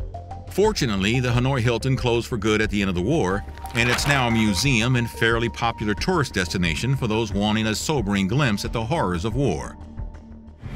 Little boxes of death, 20th century. Mongolia during the early 20th century was undergoing some pretty significant changes.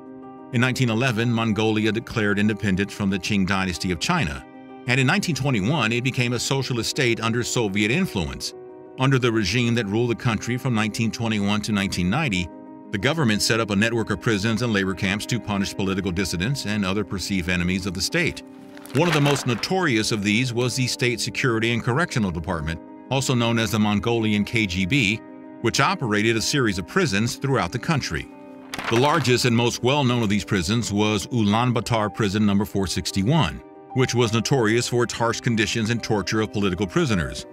One of those pieces of torture involved horrible little boxes of death. The use of small wooden boxes as a form of punishment in Mongolian prisons was reportedly widespread during the early 20th century, particularly during the period of political instability and conflict in the country. But you know what? There's very little evidence that it actually happened because of the secretive and repressive nature of the Mongolian regime. But this photo, published in National Geographic back in 1922, certainly seems to prove that the practice existed.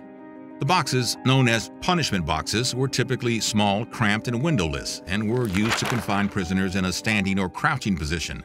The prisoners would often be left in the boxes for days or weeks at a time, and would be given very little, if any, food or water. While the use of punishment boxes has officially been banned throughout Mongolia, there are still rumors that they continue to be used in some areas of the country. Maracaibo Prison, 1958 through 2013. Finally, let's move into a few more modern prisons that have either just recently closed or are still in operation. You might think that the gauntlet of misery and torture you've been on so far is bad enough, but these next few could possibly be worse in terms of the sheer chaos and near perpetual state of violence. Maracaibo Prison in Venezuela was a nightmare. It was opened in 1958 and originally built to hold around 700 inmates. But when it closed in 2013, there were over 3,700 cramped within its walls. The entire prison was basically run by the prisoners themselves, and they were pretty much left to their own devices. There would be occasional government raids on the prison, and police would confiscate piles of weapons and illegal substances. One time they even discovered a collection of endangered jungle animals housed in the prison, the inmates' own little prison zoo. The politics of the prison were handled through something called the prawn system. Prawn is a Venezuelan slang term for first man or leader. Under the prawn system, the most powerful inmate is designated as the prawn and is basically in charge of the prison. There would be rival prawns though, and clashes between rival gangs was commonplace. So were riots. One of the worst riots came in 1994 when 108 inmates lost their lives. The riot started over a dispute between rival gangs, and it quickly escalated into violence that lasted for several days. The inmates set fire to the prison, and many died from smoke inhalation. To make matters even worse, there were over 200 children of the inmates also staying at the prison. They were kept in what could barely be described as nurseries, without access to basic sanitation or any kind of education. And a lot of those kids didn't make it through a lot of the violence that went on in the notorious Venezuelan prison. Humanity has a long history of locking people up, so we obviously didn't have time to get into all the prisons that have existed throughout history. What others are you curious about? Let us know in the comments. And thank you for watching Nutty Productions. Humanity is the most civilized and morality-driven species that we are aware of. No matter how much we advance and evolve as a collective race, every now and then actions of some of us embarrass the entire humankind. The Holocaust was one such unfortunate affair that brought humanity shame. The aftermath of the atrocities carried out at Auschwitz and more than 40,000 other concentration camps still resonates in the history of the world we live in. But sometimes, no matter how disconcerting the truth is, it needs to be discussed, retold, and recalled so we can make sure that those certain parts of history are never repeated ever again. Welcome to Nutty Productions. Today we discuss the punishments endured in Nazi concentration camps. Viewer discretion is advised.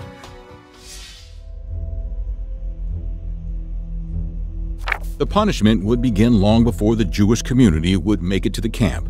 Nazis would try to break the dignity and integrity of Jewish people long before they got to the concentration camps. stripping them of their dignity by pulling them out of their own homes and rounding them up on streets. They were then stuffed in trains where they were treated worse than cargo. The train system was disgustingly efficient and impressively large at showcasing how cruel humans can be to each other. Train cars designed to comfortably hold up to 50 passengers were overloaded with more than 200 passengers forcibly, and that was the number for the slow days. These passengers were stripped of their belongings and hardly had any warm clothes on them. They were not provided food or water. They were not accommodated against harsh weather and terrible diseases that may rampantly spread in situations worse than factory stables. The journey to the camps was long and unforgiving, taking 15 to 20 days without a sweat. When one train arrived at a camp from Corfu after 18 days of journey, the Nazis opened the doors to find everyone inside had already perished. But that was not all. For some reason, Nazis were not satisfied with this sort of cruelty, and so they turned this whole process into a grim, twisted joke. They began charging soon-to-be inmates for the privilege of riding the train. To be sent to an extermination camp, a Jewish person had to pay the fee for a standard fare ticket as if they had an option. They were so serious about this scam/abhorrent prank that they would let kids under the age of 4 board for free, as was the case for any normal train travel in those times, and still is in most of the countries.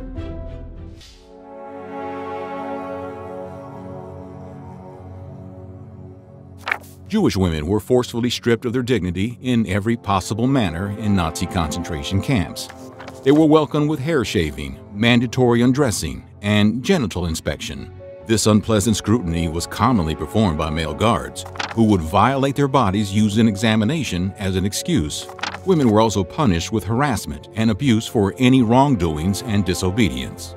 There were also cases of women being hurt and then left to die without medical aid just for not stripping on command. Guards would also take young women from their barracks in the middle of the night, only to have them return to the barracks in the morning with their clothes torn apart and appearing half dead. These girls were also sold off to superior officers in the SS, leaders of the Nazi Party, and rich beneficiaries of the cause and war effort for a night or two. Some Jewish women began to use this ordeal as a negotiation opportunity to help and save others, seeing that they had no other option.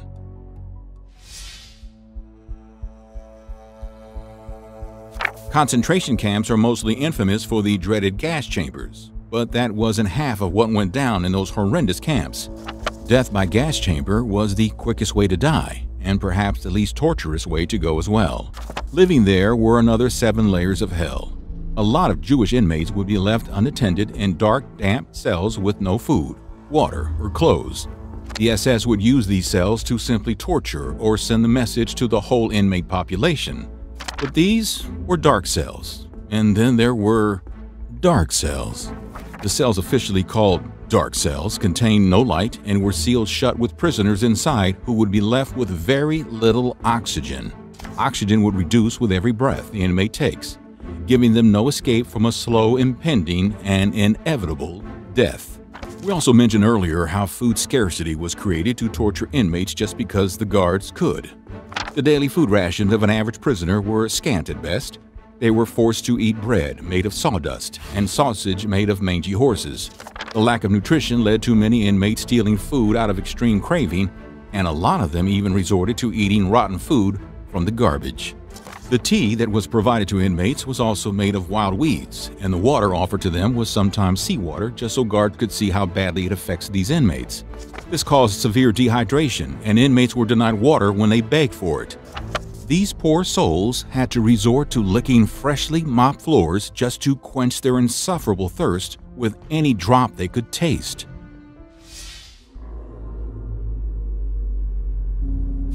Nazi scientists and doctors have become some urban legends and myths thanks to their portrayal in pop culture today. But like every legend and myth, there were real evil scientists and doctors who enacted horrible war crimes and practices in the name of science and to please the Fuhrer. Inmates were no better than lab rats for these mad people of power. Dr. Sigmund Rascher in the Dachau concentration camp made a tablet from beet and apple pectin, which he believed could stop bullet wounds from bleeding. And then he forced inmates to take tablets before having them shot in the chest and neck. Later, the same inmates had to have their limbs amputated without any use of anesthesia. While we do not know how many inmates died due to this crazy experiment, we do know that Dr. Rasher went on to establish a manufacturing company for the tablet with inmates as workers. If there could be a stark opposite of Oskar Schindler, it would be this guy. At Ravensbrück concentration camp, an experiment was conducted to test the efficiency of sulfonamides, also known as sulfa drugs. Subjects were intentionally wounded on the outer side of their calves, and then physicians would rub a mixture of bacteria into the open wounds before sewing them shut. Sometimes they would also throw in some glass splinters just to observe the growth of these battle-like wounds.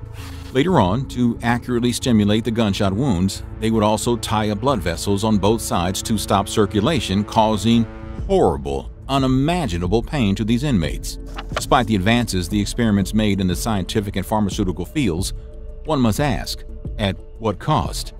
There were more horrendous experiments where inmates were used as guinea pigs to simulate battle wounds in an attempt to cure them. They were exposed to hyperthermia, poison, risky nerve operations just to gather a better knowledge of ailments that a soldier could endure on the battlefield. They even conducted weird and creepy genetic and sterilization in the name of attempts to eliminate non-Aryan races. Would you like to watch a detailed video on these horrifying experiments conducted by evil Nazi scientists? Tell us in the comments. And thank you for watching Nutty Productions. Ivan Fedorov, a courtier in Ivan IV's court, was accused of plotting against the first Tsar of Russia, Ivan IV. Against all expectations, Ivan gave Fedorov a royal welcome in his court. He forced the trembling plotter to don the royal robes, handed him the royal scepter, and pushed him to sit on the royal throne. Ivan IV then bowed to Fedorov and told him, "Only I have the power in the entire Russia to make you sit on this throne, and so only I can unseat you." And then Ivan the Terrible stabbed Fedorov several times to death in front of everyone. You have to give him props. Even contemporary literature maestro Shakespeare couldn't think of such an imaginative way to kill his characters in Othello and Macbeth. Welcome to Nutty Productions. And today, let's find out all the creepy things Ivan IV did to earn the title of the Terrible.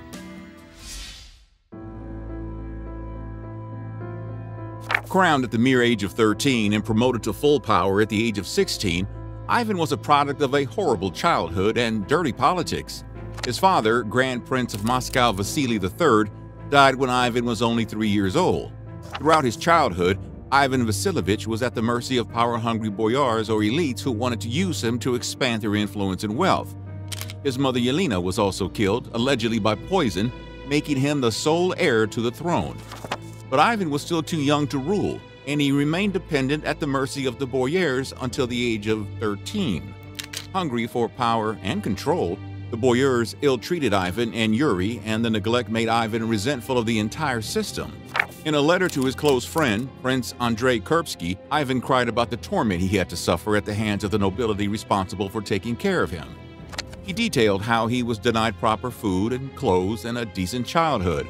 Often left locked up in rooms, Ivan spent his time reading many books. While the boyars bickered and conspired with each other and neglecting the ruler-to-be, Ivan educated himself and developed hate against all of them.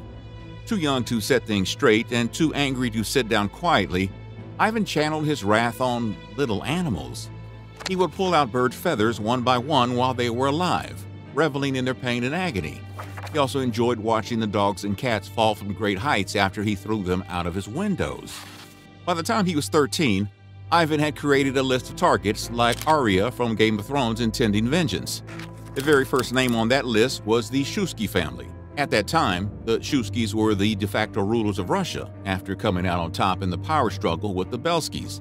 This victory has also ensured their custody of young Ivan and his younger deaf brother Yuri. However, the years of abuse and torment they caused to Ivan and his sibling became their undoing when the 13-year-old Ivan openly accused Prince Andrei, head of the Shuisky family, of mismanaging the country in a feast and ordering the guards to arrest him. Now, what happened next is arguable because there are two versions.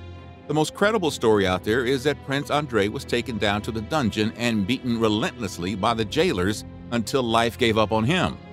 However, in hushed voices, the nobility talked about how Andrei was thrown down in a pit full of hungry hunting dogs, tore the boyer apart limb to limb, and then in many more pieces.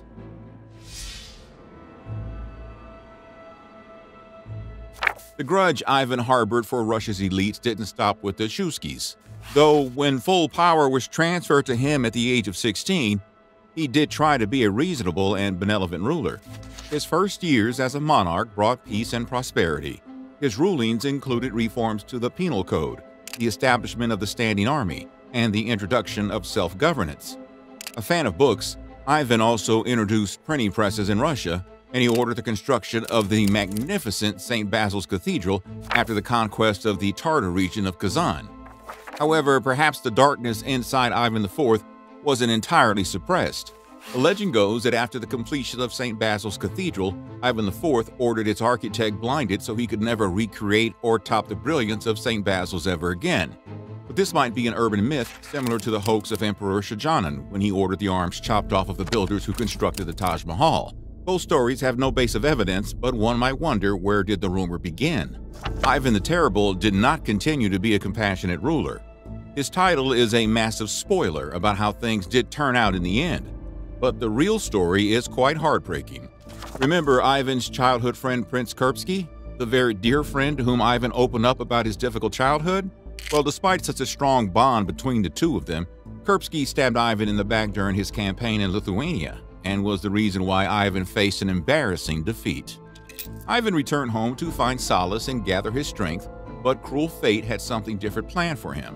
In 1560, the love of Ivan's life, his first wife Anastasia, died unexpectedly. Already down on his luck, this tragedy broke Ivan's humanity forever. He was convinced that the entire nobility was out to get him, and they were behind the poisoning of his wife. He decided to remove himself from Moscow and abdicate the throne, but on one condition. He proposed to divide the nation into two parts, one to be ruled by nobility and the other by himself with no oversight. Unable to rule the country without him, but hungry for more power, the Russian nobility agreed to this arrangement. Ivan returned to rule, and without wasting any time, he began working against his rivals. He created his own police named Oprachina to imprison and execute anyone without a trial. The secret police would charge anybody for treason against the Tsar Ivan IV and had the power to persecute and kill as well. Of all subjects, the brutal Oprachina had an intense disliking for aristocrats. The Oprachina rode on the streets of towns and villages with severed heads of dogs attached to their saddles, symbolizing that they were out sniffing for the traitors. The favorite execution method employed by the Oprachina included boiling alive, impalement, being roasted over an open fire, or being torn limb from limb by horses. To live in the territory ruled by Ivan and the Oprachina was to live in a permanent state of fear, as was amply demonstrated by the terrible fate that fell on Novgorod. After the death of his first wife Anastasia, Ivan's mind became shrouded with paranoia, conspiracies, and anxiety. He began mistrusting every single courtier and nobility in Russia, and he treated them with nothing but disgust and a sadistic attitude. Moreover, wars with Sweden, Lithuania, and Poland deteriorated his mental state further. The Oprachina enabled his vision for punishing his rivals and snuffing out the opposition. In 1568, Ivan evicted thousands from Novgorod and the neighboring town of Pskov just because he was suspecting a rebellion. The Oprachina executed over 150 boyars, council members, and noblemen in Moscow for being rightly or wrongly accused of conspiring against the Tsar or for simply protesting the horrors committed by the Oprachina. However, that wasn't enough for Ivan. A year later, he assembled all of his army and Oprachina, and he marched down to Novgorod in 1570. Ivan was convinced in his head that the city's leaders and clergy were conspiring with the Poles and the Swedes to dethrone him, so Ivan invaded the city. For over a month, the soldiers murdered, defiled, tortured, and robbed the inhabitants. The soldiers attacked the churches and monasteries and looted them, killing monks and priests. The archbishop was dragged onto the streets as Ivan had something special planned for him. He sewed the archbishop into a bearskin and asked him to run. Then he released hungry hunting dogs after him. Let's just say it was not a pretty death. But that was nowhere close to the end. All merchants and traders were hanged or killed. Ivan had no mercy for women or children either. Most of them ended up being thrown into the icy Volkhov River, with soldiers killing anyone successfully swimming their way to the banks and making a run for it. Those who escaped executions were banished from the city to walk in the snow until they froze themselves to death. No one knows how many died, but it was estimated that some 100,000 people were killed in Novgorod thanks to the orgy of violence and bloodshed unleashed by Ivan the Terrible. It would take centuries for Novgorod to fully recover from the attack. On his way back, Ivan burned down 90% of the fields in the city. This caused the famine to follow, and that killed as many people once again.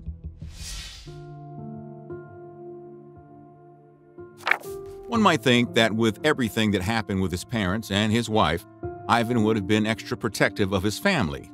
But in reality, even his family wasn't safe from his wrath.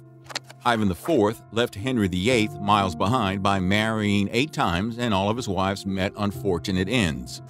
5 of them were murdered, and 3 of them ended up in prison, with only his last wife managing to see the light of day again, only because she somehow managed to outlive him. Although he was not directly responsible for the death of his wives, him being in their life did play a part in it. At one time, Queen Elizabeth I, the last monarch of Tudor lineage, was a possible suitor for Ivan IV. Despite the fact that she died a virgin and ended her bloodline with it, we have to say that she totally dodged a bullet here. Things could have turned out very differently, as Elizabeth did send her ambassadors to measure Ivan for her. However, Ivan didn't take the meat even slightly seriously, and he began playing with Lord Kenilworth's famously long beard. Needless to say, the ambassadors left with a very poor impression, resulting in no wedding bells. Things got darker in Ivan's house as his mental state deteriorated. When Anastasia died, Ivan descended into a fit of rage. Inconsolable, he thrashed the whole palace down, smashing almost every bit of furnishing he could lay his hands on. Later on, his own fury became the cause of multiple deaths in his family. In 1581, he walked in on his pregnant and undressed daughter-in-law. Furious by her lack of dignity, Ivan began thrashing her to the extent that the poor woman miscarried. When Ivan's son, Ivan Ivanovic, found out, he confronted his father, only to receive a sharp baton thrown at his head. Unfortunately, the contact was made by the pointy end of the baton, and the injury resulted in Prince Ivan falling gravely ill and succumbing soon after. Ivan IV, despite his flaws, was considered a champion of the poor and powerless for hating the nobility.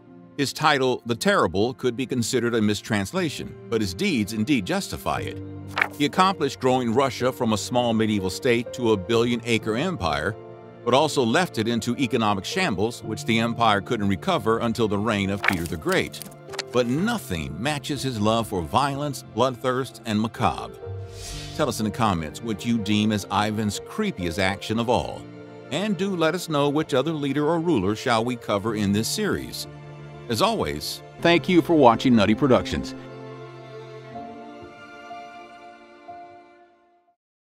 medieval Japan is occasionally portrayed as a place of honor, duty, and bravery of samurai clans who dominated the era. However, there was another side of samurai that was brutal, snobby, and oppressive. They used extreme methods of torture, punishment, and oppression to keep the population of Japan under their iron fist. Welcome to Nutty Productions. And today, let's find out what horrifying punishments were normal in medieval Japan.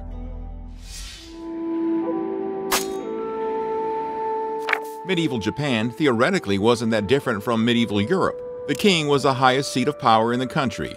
A bunch of feudal lords underneath the king with varying degrees of power and wealth would assist to rule and maintain his kingdom. However, the feudal lords of Japan were not some noble snobs like European aristocrats. They were hardcore samurai overlords called shogunate. Shogunate were military commanders appointed by the emperor to exercise military power on his behalf. And because the emperor gave shogunate all the military, guess who had the power now? By the 14th century, Japanese emperors were no more than a pupate of the biggest, baddest shogun of the country. And this created a massive divide in the commoners and the samurai class of medieval Japan. With different social statuses came different rights for justice. Shoguns and samurais were basically considered above the law, as they were the ones who were frankly controlling the judicial system. In fact, that was their favorite method of testing a new sword. Peasants could end up getting the short end of the stick, or shall I say sword, walking home after fishing, as the glee of the peasant may anger the samurai. Within minutes, he would cut down the peasant in 2 halves, just to get the feel of his new katana. There wasn't even a pretense for an equal justice system for all. The shogunate were quite open about their superiority complex, and during the 15th century, they tried to solidify their control over the country by establishing increasingly detailed codes of laws and appointing their loyal samurai retainers as magistrates and police, with the power and duty to enforce the laws. This turned Japan into a police state where peasants' lives were of very little value. It was pretty much an eye for an eye sort of judicial system. Every crime was considered as a debt created by one's wrongdoings, and it was expected of them to repay in kind. If repayment was not possible, the payment was made by making the criminal suffer the same torment they caused others. Arsonists were burned at the stake. Thieves had their hands chopped off, and women, convicted of petty crimes, were sentenced to work as prostitutes. Wait a minute, that last one isn't exactly payment in kind. Still, unlike China, which usually treated women with less severe punishments for the same crime than their male counterparts, Japan had no such gender bias, and equal punishments were imposed for the same crime, no matter what your gender was. Female criminals went to the gallows right along male criminals. But when it came to adultery, Japan resorted to double standards and chose to punish women only and let men go scot-free. Women had their heads shaved, and their husbands were granted an automatic divorce with no alimony imposed.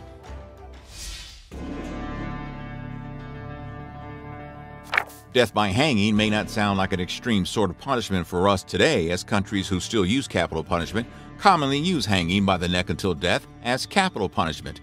But for medieval Japan, this was the worst way to go. Now mind you, medieval Japan had more intense and cruel means of capital punishment. The second most common way to kill criminals was execution by burning. Shogun had no issue in cutting men or women in half either. No, I'm not talking about a David Copperfield magic trick here.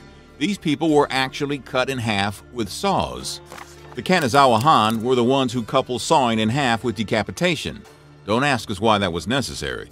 The most exotic form of capital punishment in Japan was being boiled to death, which was used in the rarest of the rarest cases. Unlike Mughal rulers in contemporary India who were boiling anybody and everybody quite liberally for rebelling against their religiously driven rule in the same period, Japan used it for the most extreme scenarios. The most prominent record of being boiled to death in Japan is of one bandit named Ishikawa Goemon.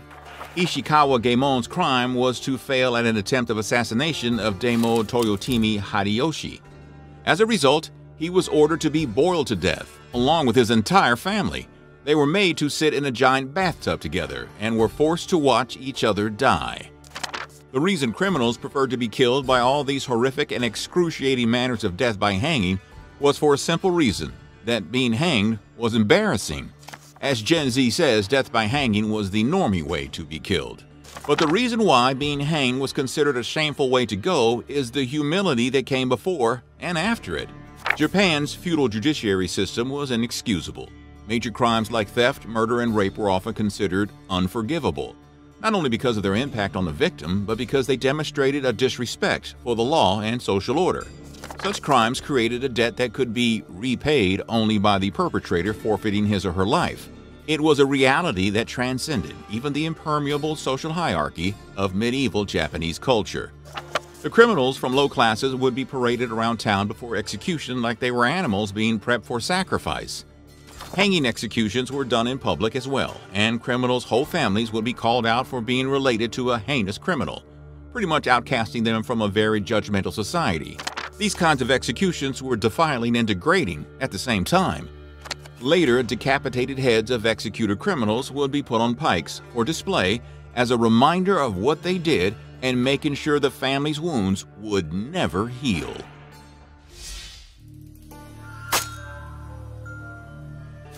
Although the judicial accountability of samurai, daimyos, and shogunates was far less than the common rabble, they were still expected to maintain a decorum of their social class by not turning into a murder fanatic. However, as we mentioned earlier, the repercussions of samurai's crimes against peasants were far lenient.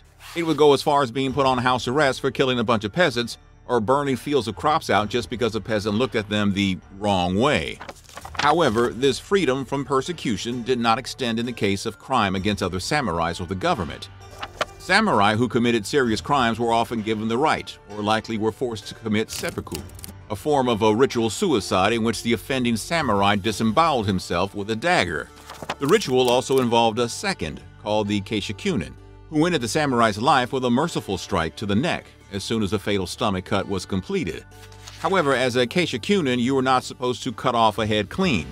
They were supposed to make a slashing cut deep enough to kill the victim, but leave the head still attached to the body by a single strip of skin. The thinner the strip of skin left attached to the body after decapitation, the more respect a Keishakunin would receive from their peers for a skillful execution. Treason was by far the biggest cause of seppuku. Shoguns and daimyo were extremely insecure about their power of authority, and anybody bad-mouthing them would be slapped with charges of treason. Both samurais and peasants alike were ordered penalties in case of either full-blown plotting to overthrow the authority or by merely saying, "The authority here sucks." As much as ancient Japan was welcoming of Buddhism, medieval Japan was outright resistant to the idea of Christianity. Medieval Japan was wary of foreigners and saw anything brought by them with a suspicious outlook. Christianity was also considered by the Japanese ruling class as a tool of Western imperialism, and thus it was obvious that its influence was considered dangerous to the authority. Shogunate and daimyos hunted Christians with zealous intent. If discovered, Christian men were hung upside down in pits until they renounced their faith and revealed the name of fellow Christians who converted them. Christian women had it way worse. They were stripped naked and forced to crawl through the streets. As if that wasn't enough, they would be thrown in snake pits afterward. The punishers somehow found watching naked women fighting and preyed on by snakes extremely perverse and enjoyable. Well, that kind of explains how those weird animation shows from Japan came into existence. Tell us in the comments if this video changed your perception of Japan, or which other time would you like for us to cover in this series.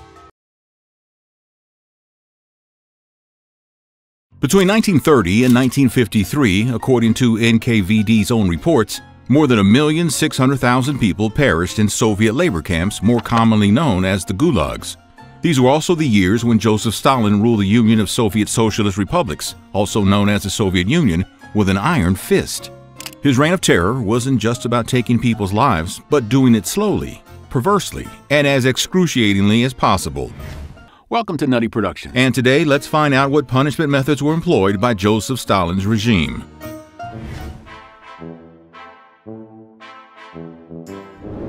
The Gulag was first established in 1919, and by 1921, the system had 84 camps. But it wasn't until Stalin's rule that the prison population reached significant numbers. Anyone who had ties to disloyal anti-Stalinists could be imprisoned. Even women and children endured the harsh conditions of the camps.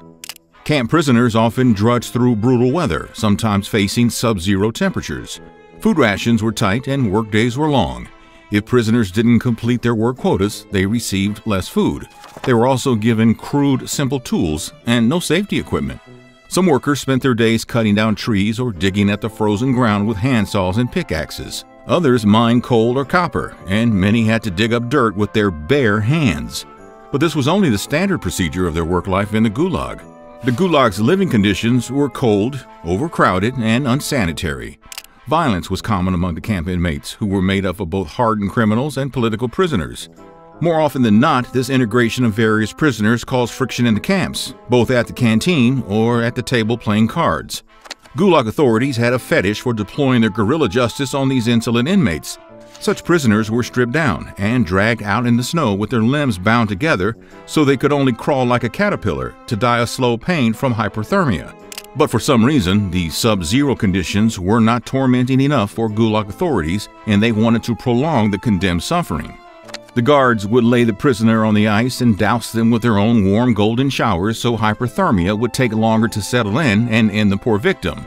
It was gross and it was humiliating.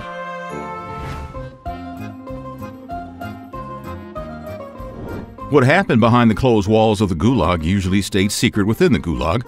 But long after the gulags became a thing of the past, some unfortunate souls who were part of the ordeal and survived to tell the tale dared to recall the atrocities. Danzig Baldev, a retired Soviet prison guard, shed light on the dark secrets of exploitations in the Gulag in his book Drawings from the Gulag. The most chilling account was about the double standards of the Soviet Code of Humanism. While NKVD was known for their sadistic approach and playing the parts of judge, jury, and executioner, they would deliver their own brand of punishment by beating, public humiliation, extortion, etc., all of which violate the sanctity of humanity. and ironically, they had a Soviet law of humanism. According to the laws of Soviet humanism, only those who had a normal body temperature of 96 degrees Fahrenheit to 99 degrees Fahrenheit could be shot. So, the only time Gulag guards would grow a conscience and treat a prisoner humanely was when they needed them to be fit enough to be shot down by the firing squad. It was no different than feeding a turkey before slaughtering it on Thanksgiving Day. Of course, as the Gulag was mostly the designated residential address of those who had rebellious ideas of individuality, social welfare, and liberty, not every prisoner was happy about being treated to health only to be put down to death. Such inmates found it difficult to curb their rebelling spirit and would continue to protest inside the Gulag as well. For example, the hunger strike was a popular method of protest among such prisoners whose health would deteriorate, making themselves hard pills to swallow for the Gulag authorities.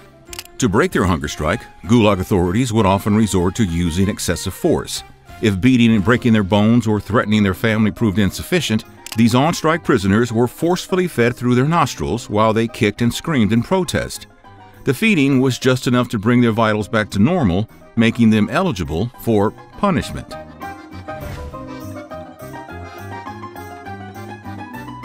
During Stalin's Great Purges, he tried to remove every person from the Soviet regime who could and were voicing dissent at his leadership or posing a threat to it. The rich peasants called kulaks, opposing members of the Communist Party, military officers, and government officials were sent to the Gulag if not terminated.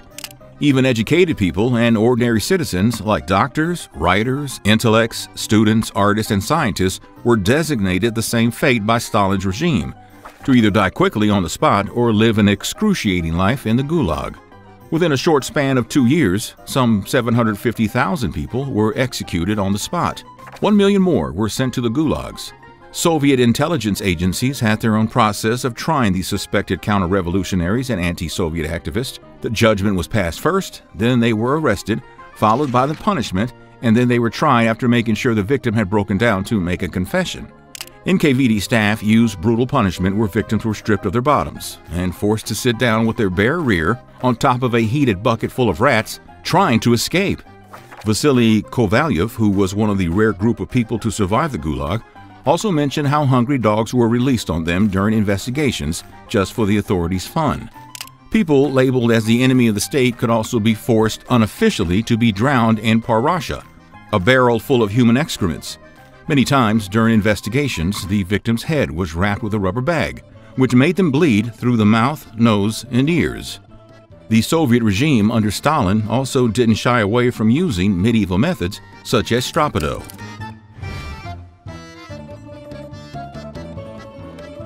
Women prisoners of the gulags were stripped down during their checkup following their arrival at the gulag so authorities could have a good look at them.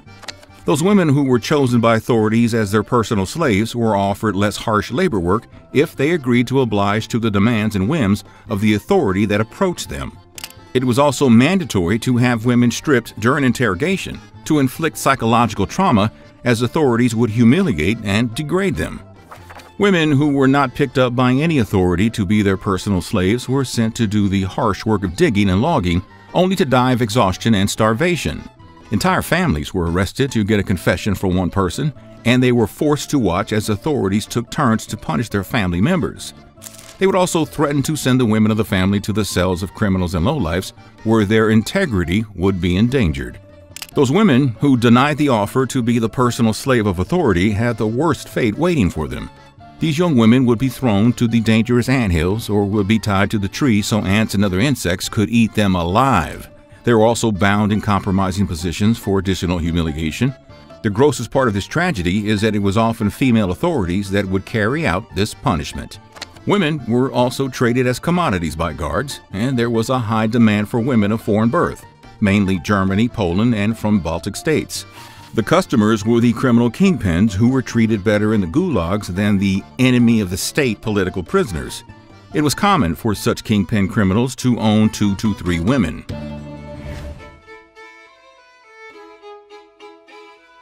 Victims were expected to leave their humanity outside on arriving at the gates of gulags. The new arrivals were dressed as septics and were watered down with a fire hose from the guard tower. Now, mind you, the temperature would be around -30 degrees to -40 degrees Celsius. The water would freeze on the bodies of fresh prisoners, Then they were forced to wait a long time before they would be admitted inside. In the forced labor camps, conditions were brutal. Prisoners were barely fed. Stories even came out saying the inmates had been caught hunting rats and wild dogs, snagging any living thing they could find for something to eat. Vasily Kovalyov was trapped in mines in the Russian Arctic as guards blocked all the entrances with grills. Kovalyov and other miners had to spend 5 months underground with food that only lasted 3 months, and they had to survive the rest of the days chewing wood shavings. Sleep deprivation was quite popular among all gulags, and cells at certain prisons were constructed with sloped floors. Guards could fill them with ice water whenever the prisoners would fall asleep to keep them awake. They would also prohibit prisoners from sitting down and were forced to walk up and down the cell to keep them from sleeping.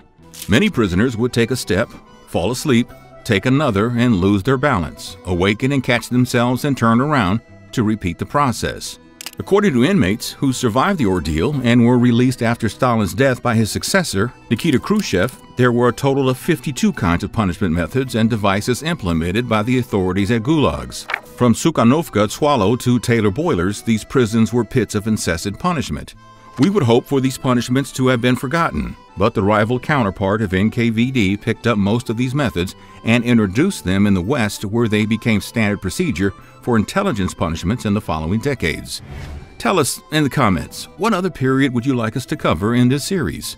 Victorian times were a period of transition for humanity. The period happens to be the melting pot of modernization of technology and archaic traditions, which created some interesting and grim results of how creative but woeful human minds can get. The police force was starting to take a formal shape, but the Victorian prisons were still harsh and poor to survive in like the Middle Ages. The pain and punishment during the Victorian era were still unacceptable, but the methods benefited from the advancement of technology, which didn't bode well for those tested on. Welcome to Nutty Productions.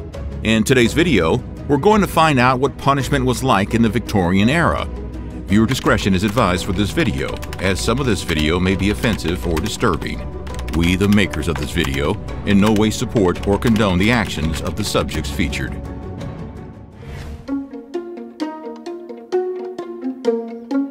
Simple, effective, and one of the safest of exercising equipment, the treadmill is a popular and high-selling machine that is common not only in gyms, but in a lot of households too. So it may come as a shock that the origins of this much-adored piece of equipment is still dark and gritty and can chill anyone's bones. The treadmill in its modern version first appeared during the Victorian era, but not for the purpose it is used today. Back then, it wasn't an activity, but one of the most wicked punishments. In 1817, Sir William Cubitt wasn't happy with the state of British prisons, as most prisoners were sitting idle for most of the day. As they say, an idle mind is the devil's workshop, and lack of business among prisoners had Sir Cubitt worried. To keep prisoners occupied and toiled, he came up with a new kind of mill that would grind air instead of corn. With resistance provided by a system of weights, 19th century penal treadmills resemble large and wide wheels that had steps affixed to them. Prisoners were forced to climb these stairs repeatedly, which would cause the rotation of the wheel. Multiple persons could climb a single treadmill at once and were given handheld bars for support, and sometimes were separated by partitions, as was the case at the Vagrants' Prison in Coldbath Fields. According to academic Vibar Cregan Reed, Sir Cubitt's penal treadmills were the perfect method of punishment by Victorian standards. This was hard labor but had no productivity about it. Apparently, the exhaustive pointlessness was religiously ideal as in the eyes of the authority. The real fruit of hard work here was atonement. Prisoners had to walk or climb the treadmill for a minimum of 6 hours every day, during which they would climb an average of 10 to 14,000 feet. This punishment, if harnessed for energy at the time, would have produced hundreds of watts, ranging from 300 to 1,000. The highest record of most climbing was held by prisoners of Warwick Jail, who walked an incredible amount of 17,000 feet in a single day over a span of 10 hours, and they did it in the blazing heat of peak summer. If you are questioning, wasn't treadmill walking healthy for the prisoners? We all have heard stories of how some people get swole in prisons because of investing a lot of their sentence time in fitness. But modern prison scenarios do not apply to Victorian prisons, which were not very keen on keeping their prisoners healthy or alive. The celebrity prisoner of Pentonville Prison, famed writer Oscar Wilde, nearly walked himself to death by treading these treadmills day in and day out. Sentenced to 2 years of hard labor in prison for indecency, Oscar Wilde was only 41 when he was incarcerated and was freed in 1897 when he was 44. The treatment at the prison, including the treadmill, left him so broken that the poor Irish poet succumbed 2 years later in Paris. Treadmills would not only greatly reduce prisoners' social interaction time, but they would also confine them in a very limited space. For many, life in prison meant spending the day on the treadmill and night in their little cell. Indeed, such an environment would be heavily taxing on mental health. Prisoners were hurting physically as well. Climbing nearly 12,000 steps every day would easily burn 2,000 or much more calories off each prisoner. But the rations of these prisons were a far cry from replenishment, leaving them malnourished and exhausted. But back in 1875, the British government held the treadmills responsible for improving prison discipline considerably nationwide. The Society for Improvement of Prison Discipline also hailed these machines for being effective as a preventive measure. However, it seems the death of Oscar Wilde did make some impact, and the use of these machines was abolished in 1902.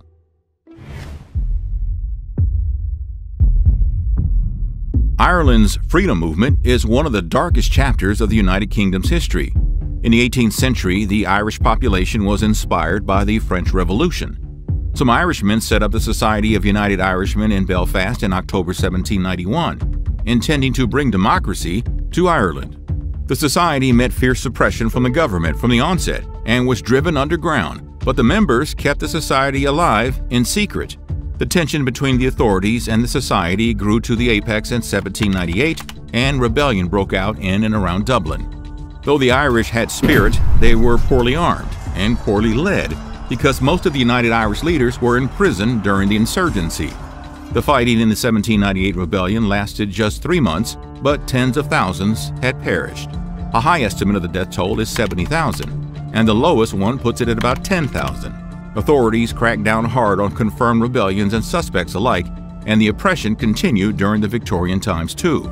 In attempts to weed out the clandestine United Irish Society, British authorities tried everything. From ongoing public punishments to offering amnesty and full pardons, they tried to bribe the imprisoned members of the organization in every possible way. But there was another side of this coin as well. Long before they offered rewards, they used many forms of pain to convince members and suspects without any difference.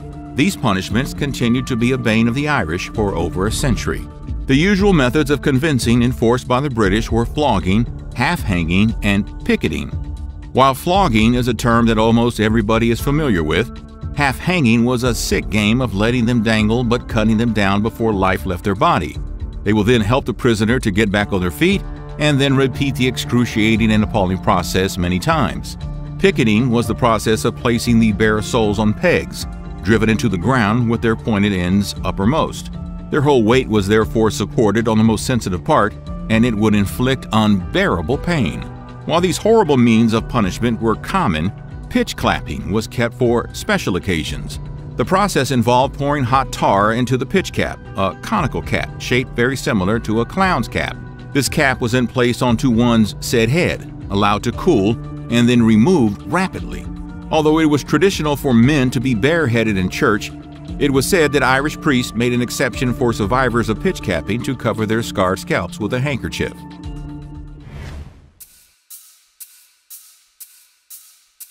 In the 19th century, a report by the Education Department of the British government reported that the educational system wasn't doing so well in Wales, citing the Welsh children had little motivation to study or get educated and were living in bad conditions.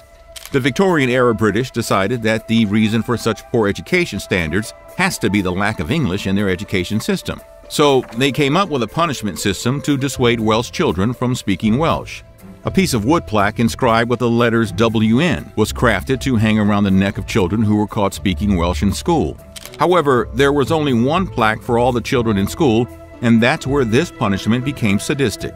If the person who currently had the plaque caught someone else speaking Welsh, the first offender could pass the Welsh not plaque to the second offender.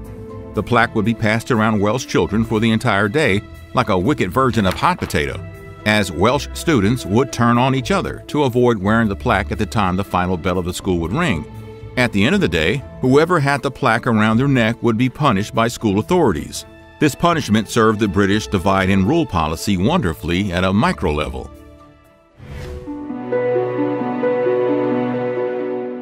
The British Army abolished the use of flogging as a punishment method in 1881. Until then, flogging was the standard punishment for minor offenses, such as drunkenness or failing to perform duties timely. Faced with the challenge to invent a new punishment form to replace flogging, British officials came up with field punishment number 1. Depending on the degree of the offense, an offender would be tied up to a mast or worse, a wheel, and wasn't allowed to slouch or relax. A military officer was assigned to check on the posture of the offender on a regular basis, and disobeying the command meant an increase in the punishment time. The punishment survived until 1920 and was considered life-threatening, as offenders would be often tied up in plain view, subjecting them to shell fire. No wonder the punishment was abolished in the very first year of the First World Battle. Do you think we missed any horrible Victorian punishments? If so, tell us in the comments below and make sure to like and subscribe.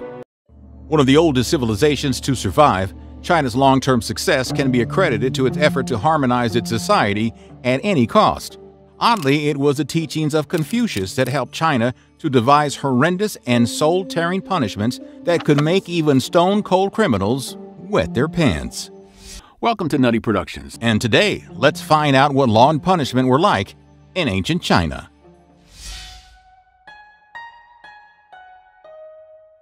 Ancient Chinese penal code could also be called the five-punishment system. That means China basically only had 5 types of punishments, and they were assigned to the crimes depending on the severity. There was no certainty about who conceptualized the idea of these 5 punishments, but the Chinese legends accredited to a famed warrior named Qiyu. His specific clan was unknown, but many link him to the Hmong or their allies such as the San Mao or the Nine Li.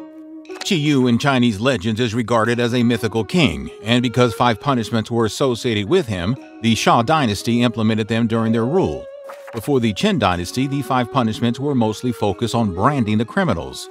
For petty thievery and pickpocketing, criminals were tattooed so they would bear the shame and disgrace of their crime for life. For major robbery and looting, amputation was the norm. Cutting off the nose was the most common degree of this punishment. The 3rd and 4th punishments were also concerned with amputation. You may lose 1 or both feet, or if your crime was heinous enough, you may be punished by castration. And lastly, death was reserved for the gravest of crimes. In this version, women had their own separate set of 5 punishments. Again, the reason for a different set for women is not entirely known anymore, but it could be attributed to China being a patriarchal society where females weren't generally held responsible for their crimes, and it was believed that their tolerance capacity was lesser than that of a man. Women's 5 punishments were forced to grind grain, fingers squeezed between sticks, beaten with wooden sticks, forced to end their own lives, or in the harshest of cases, solitary confinement and sequestration.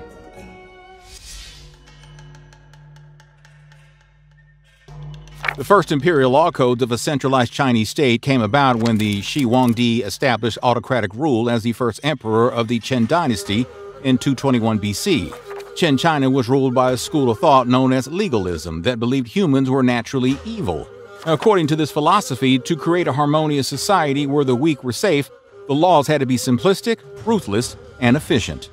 The founder of legalism, Han Fizi, was an advocate of draconian laws and proposed that the ruler alone should possess the power, wielding his authority like lightning or thunder. He advocated the use of torture and enforced labor alike for punishment, and asked the judge to not shy away from execution as well. Needless to say, following such oppressive laws didn't end well for the Qin dynasty, and they were usurped by the Hans in 206 BC. This is when Confucianism was introduced in the Reformed Constitution and the Penal Code of China. But legalism wasn't exactly shunned. Enough traces of it remained in the system to keep the punishment system cruel and unforgiving.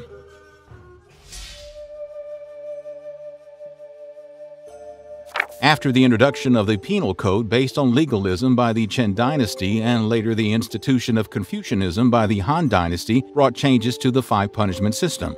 In the imperial era, 5 punishments were changed to bamboo lashes to the buttocks for petty crimes, stick lashes to the back, buttocks, and legs for the repeated offense of petty crime, penal service for 1 to 3 years for standard crimes, exiled to a remote location such as the island of Hainan in the south, and lastly, death by strangulation, slicing, or decapitation, depending on the gravity of a horrendous crime.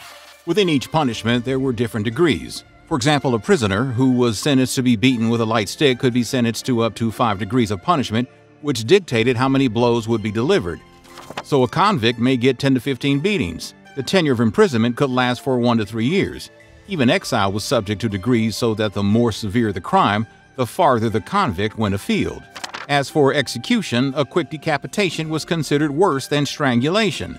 Now this may seem strange since strangulation is a slow and more painful form of death, and their ultimate degree of capital punishment was all about killing them slowly, cut by cut.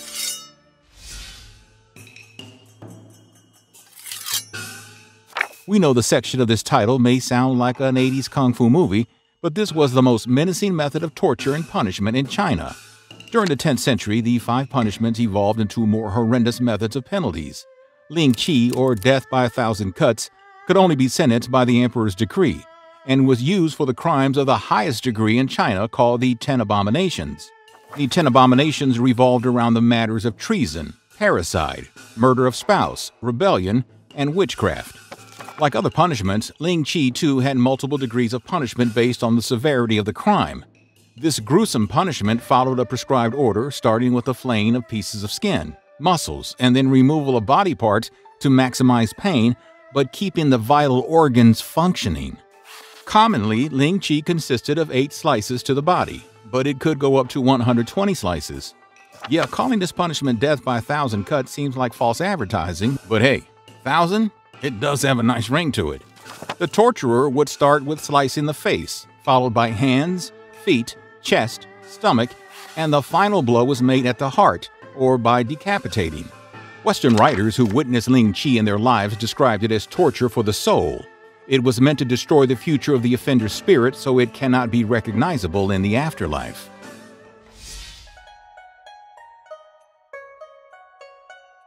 In the ancient Chinese judiciary process, judges and magistrates were treated with absolute authority and respect. Witnesses and the accused would be in a prostrate position before an official through the entire proceeding. The dread of being tortured loomed over the head of the accused even in court. The ancient Chinese authority had full confidence in this cruel and unwarranted system of justice, even though they knew that from time to time, a wrongly tortured accused may give in and confess a crime despite being innocent. However, they advocated that the torture method to justice is highly efficient because it saved time and money by solving cases rapidly.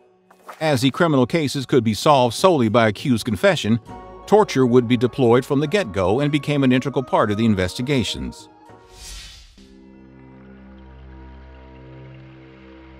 In ancient and imperial China, the verdict of any trial depended solely on the most important testimony of all, the accused themselves. According to the Chinese Penal Code, the accused could not be convicted without a confession. However, if you are thinking this was the perfect loophole in their judiciary, well, think again. Yes, one person could deny all charges as long as they want, and not get punished despite damning evidence glaring in the face of the law. But this also meant that the authorities could use any method to extract a confession out of them as the case relied on it. Tying accused and witnesses around a pole by their arms during the hearing was a standard procedure in ancient Chinese courts. The guard would wind up the poles to twist their arms so the witnesses and accused won't dare to lie in their testimony. Due to the harsh treatment, witnesses were understandably reluctant to come forward. But if summoned, they would be dragged, kicking and screaming into the court. Don't want to be on that jury court. Often the accused and reluctant witnesses would be restrained in a flat wooden framework that would be locked around a person's neck called a kang. The flatboard restraint would either be borne by the shoulders or used as the top lid of a wooden cage that was so small that the prisoner's feet could not quite touch the ground. This treatment would put extreme pressure on the neck of the prisoner and could end up strangling them. Often the flatboard on the kang wasn't large enough so his hands could not reach his own mouth, or he couldn't lie down, forcing the prisoner to require assistance to eat or drink. The accused would have to wear kang all the time until the hearing reached its verdict, or longer if they were found guilty. Even if the accused were not kept in prison, authorities would still make them wear the kang around their neck in public as a symbol of humiliation.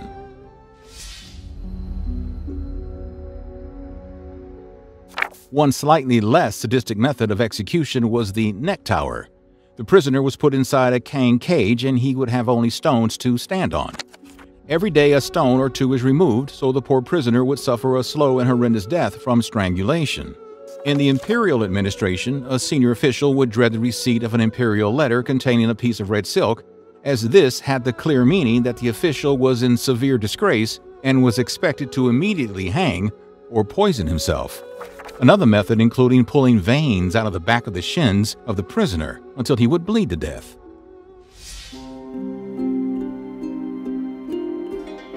Not all Chinese capital punishments were concerned with physical torture. The slow dropping of water was ceaseless mental anguish that might make prisoners cry for a quick death. This Chinese torture would include incessant and regular dropping of water on the forehead with the prisoner's body firmly strapped down, providing no relief. If that wasn't enough, there were occasions when acid was occasionally also dropped that would painfully burn through the skin into the brain. This increased the terror as the prisoner would not know if the next drop would be water or acid. It has been reported through multiple media sources that modern China still often treats prisoners the same way as ancient and imperial China. In 2021, media outlets described how Chinese citizens are secretly seized, detained, and tortured frequently. Aside from these allegations, prisoners in China today may be subject to physical and sexual abuse, forced labor, and forced sterilizations. The United Nations is trying to engage the Chinese government on this serious human rights issue. So, what do you think could be done to stop such inhumane practices? Tell us in the comments. But if you're interested in more videos like this, then check out the rest of our punishment series.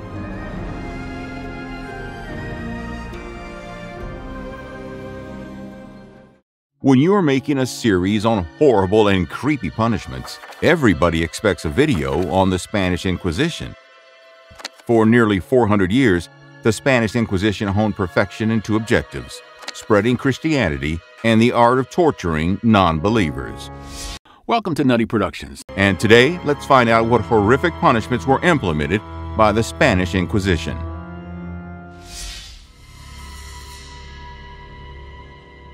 Strapado, or cora, was the bane of shoulders in medieval times. One of the most popular methods of punishing the heretics, strapado was only an hour or less ordeal, but it would burn a horrible memory of anguish and cause a lifelong trauma. To be honest, the worst part about this harsh punishment was that the likelihood of the victim dying wasn't always likely. That means they may have to live the rest of their lives with permanent nerve, ligament, and tendon damage. Strapado came with 3 degrees of torture. The first and the most lenient one, the victim would have their hands tied around their back in a fashion similar to how modern cops handcuff someone while making an arrest. Then a rope would be tied to the wrist and passed over a pulley, a beam, or a hook. Strapado also occurred mostly in the open markets, making the whole thing traumatic for passers-by as well. The least painful degree of punishment with strapado was excruciating enough to pull out and separate the shoulders of the victim. As the victims were pushed and pulled with their whole weight leaning on the shoulders over great height, gravity would not be kind to these poor souls. The higher degrees of torture would include adding weights to the pulley. This would exert more stress on victims and sometimes break their shoulders right in between the process of hoisting them up. The final horrendous trial to this contraption would involve tying the victim's ankles along the shoulders while adding ankle weights. This would add extra damage to the hips and legs, as well as add stress to the shoulders.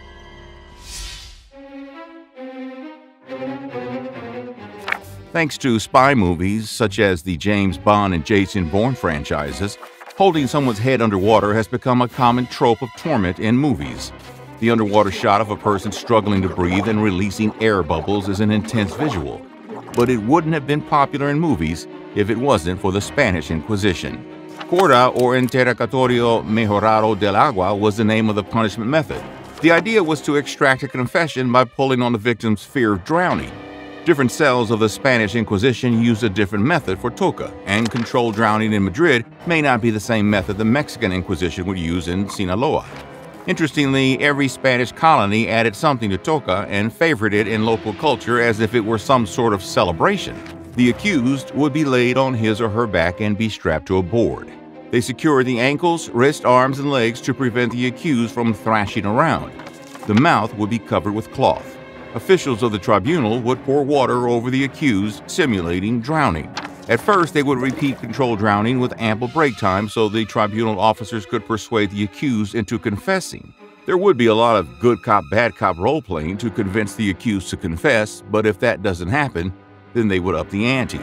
The breaks would get shorter and shorter between the controlled drowning, and they would repeat the process until the accused breaks and confesses their sins against Christianity. In case of no confession, the length of controlled drowning itself would also increase. This would leave the accused gasping for breath, with lungs finding it more and more difficult to inhale air due to exhaustion and stress that may even result in death. Those who had to observe this horrible ordeal mentioned that the accused would lose their consciousness during the strategic confession process due to their lungs getting filled with water. The officers would simply bring the accused back to consciousness and repeat the process until he confesses or his heart gives in. Now, if you're wondering why witnesses were observing the punishment, well, obviously to promote fear-mongering. Spanish officials willingly and repeatedly used eyewitness accounts of Toca to prevent the spread of heretics. Just hearing about Toca would be enough for someone to willingly confess their sins or surrender information without ever being charged with any crimes.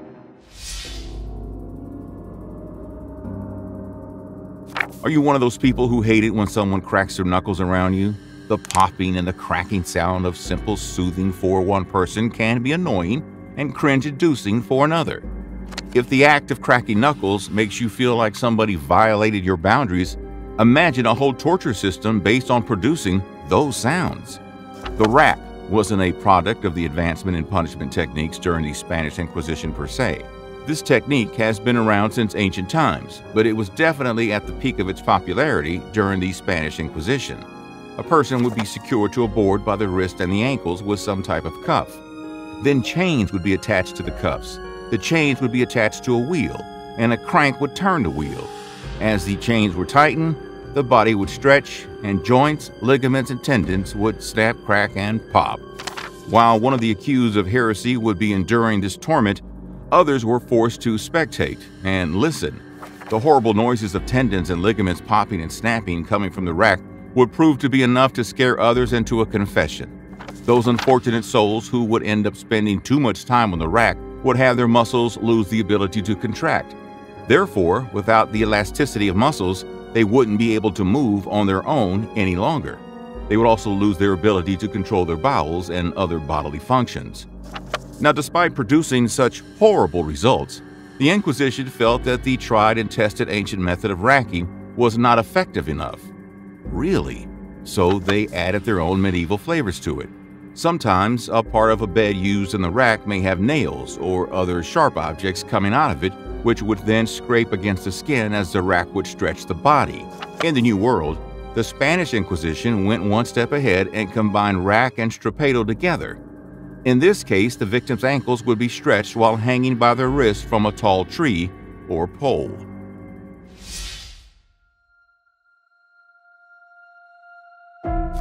The Catherine wheel, or the breaking wheel, was another spin of the rack and was meant to deliver capital punishment. The Spanish Inquisition was a fan of variety and surprise when it comes to punishment methods. They were actually proud of their expertise in coming up with innovative methods of inflicting harm on heretics and purging the Lord's earth of non-believers. Dating back to the time of antiquity, the wheel was also used as a punishment device. The accused would be tied down on a wagon wheel, stretching them in all directions. After securing their bounds, officials would start beating the accused. The space between spokes would allow bones to break easily as the accused would be barraged by clubs and maces. Sometimes they would let the accused go if he confessed, but that wasn't a guarantee if the fate of the poor guy was already sealed by the tribunal before the punishment commenced. As repeated hits from clubs, maces, and thick branches would break the bones, the accused would pass away, shrieking and yelling for a reprieve. The wheel remained popular for some reason until the 19th century, maybe because, like strappado, wheel torments were performed in public, and thus were a good advertisement of why you should not cross the authority.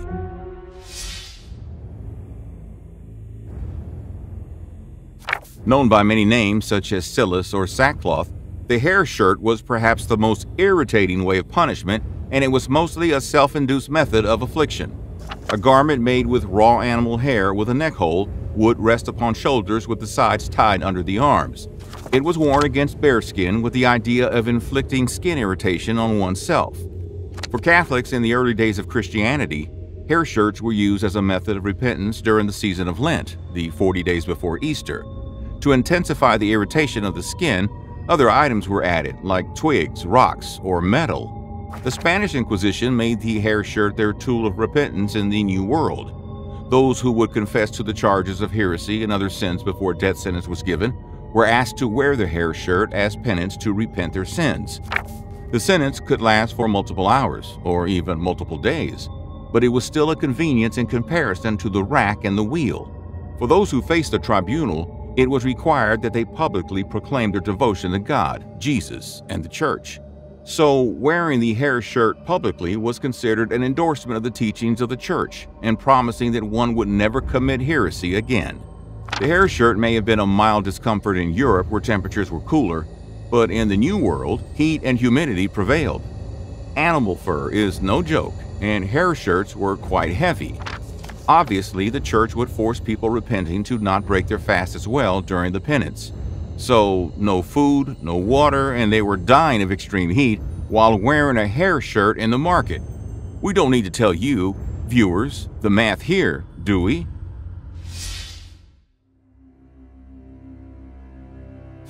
Centuries before the United States of America would adopt the use of sleep deprivation and enforce standing to entice confessions and acquire intelligence, the Inquisition achieved the same objective with a simple fork. Simple as it was, the heretic's fork was not an ordinary fork from the dining table. It was a bi-pronged fork that was attached to a belt that was strapped around the victim's neck. This would secure the angle of the head, and if the victim let his head drop, they would puncture themselves in the throat and the neck simultaneously. Victims were not allowed to lie down, and thus the heretic fork would also keep them from sleeping.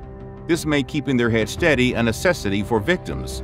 And it was no easy feat, as the fork was designed to be large enough to throw the victim's head back to the skies, prohibiting them from pulling their chin down. The human neck cannot endure that pose for long, and sooner or later these poor souls would end up piercing themselves and embracing the long death.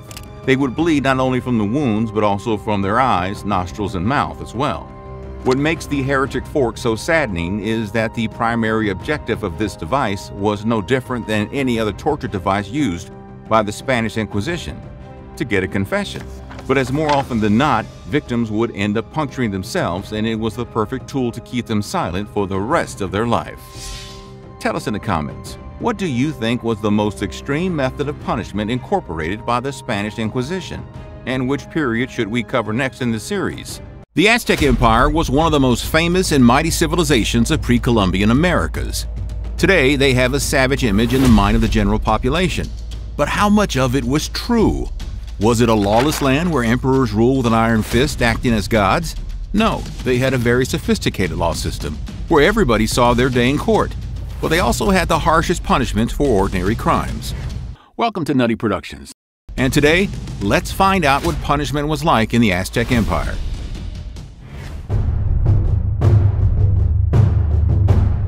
The Aztec Empire had a steep rise and fall. Between 1300 and 1521, it covered some 200,000 square kilometers and controlled some 371 city-states across 38 provinces at its height. The result was a vast number of disparate city-states that encompassed various customs, religions, and laws.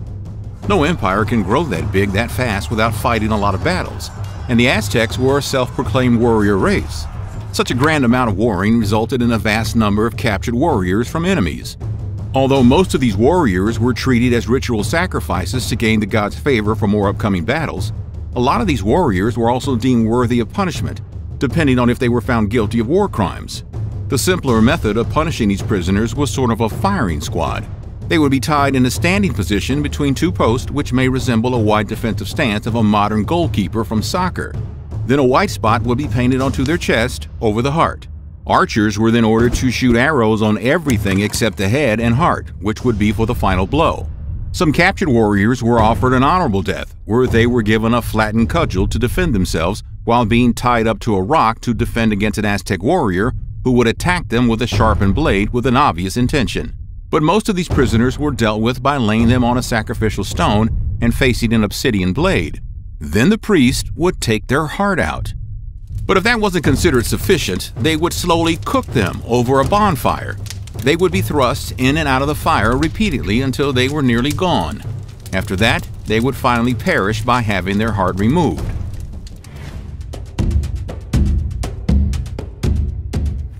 The Aztec civilization had very little tolerance for crimes. They believed in the harshest of punishments for the simplest of crimes, something that won't be considered humane in the present world. Frankly, it wasn't even humane by the standards of contemporary Europe, and in Europe, they were using the Judas cradle back then. However, unlike the other side of the pond, the Aztecs didn't care much for physical pain as a punishment method. They were not fond of incarceration either, but that doesn't mean they didn't have prisons. In fact, they had 4 different kinds of prisons. The Cuacali was the prison meant for the convicts who were on death row. The Talpiloyan was meant for people who defaulted on their debts. It was a dark house with small openings where prisoners were lowered into their wooden cages through a trap door at the top, which left them without food and water for the duration of their sentence. The Petlacali were extremely tiny cages that were meant to be short-term claustrophobia-inducing prisons for those who committed minor crimes. Conditions in the Petlacali were so harsh that many prisoners would perish being in custody. The 4th kind was simply a judge drawing lines or placing sticks on the ground around prisoners and ordering them not to cross them until told. It was literally the box from Disney's Recess, if you remember that amazing show from your childhood. But prisons were only used as short-term penance. The death penalty was often used as the only means of judgment for major infractions. However, these deaths were different from sacrifices. Sacrifices were considered sacred, but death punishment was an affair of disgrace. The only way to avoid a death punishment was to have the victim or the victim's family intervene and save the culprit from their doomed fate. However, in this case, the culprit would then owe their life to them and would be bound in life-term servitude. The crimes deemed worthy of death punishment were taking someone's life, perjury, intentional miscarriage, robbery, tampering with borders of a region, serious defamation, destruction of someone else's crops, selling stolen goods, witchcraft, inbreeding, treason, defying orders as a soldier, forging emperor's insignia, serious judicial misconduct, etc. Petty theft was generally punished through restitution, but stealing anything of decent value was considered a serious crime. Stealing from temples, merchants, armories, or the military, and even stealing more than 20 ears of corn was considered grave enough to be punished by death. The most common methods of death punishment were drowning, stoning, asphyxiation, battering, burning, quartering, and many others. But there were far more savage methods reserved for prisoners of war and the rarest of crimes. Aztecs were known to get really creative with ideas about taking a life when it was about a punishment for a crime.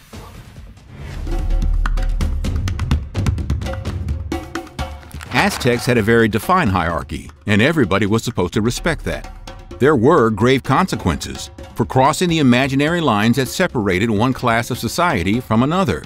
They even had laws about what size shoes one could wear, along with the shape, size, style, and placement of jewelry that was allowed for a particular class.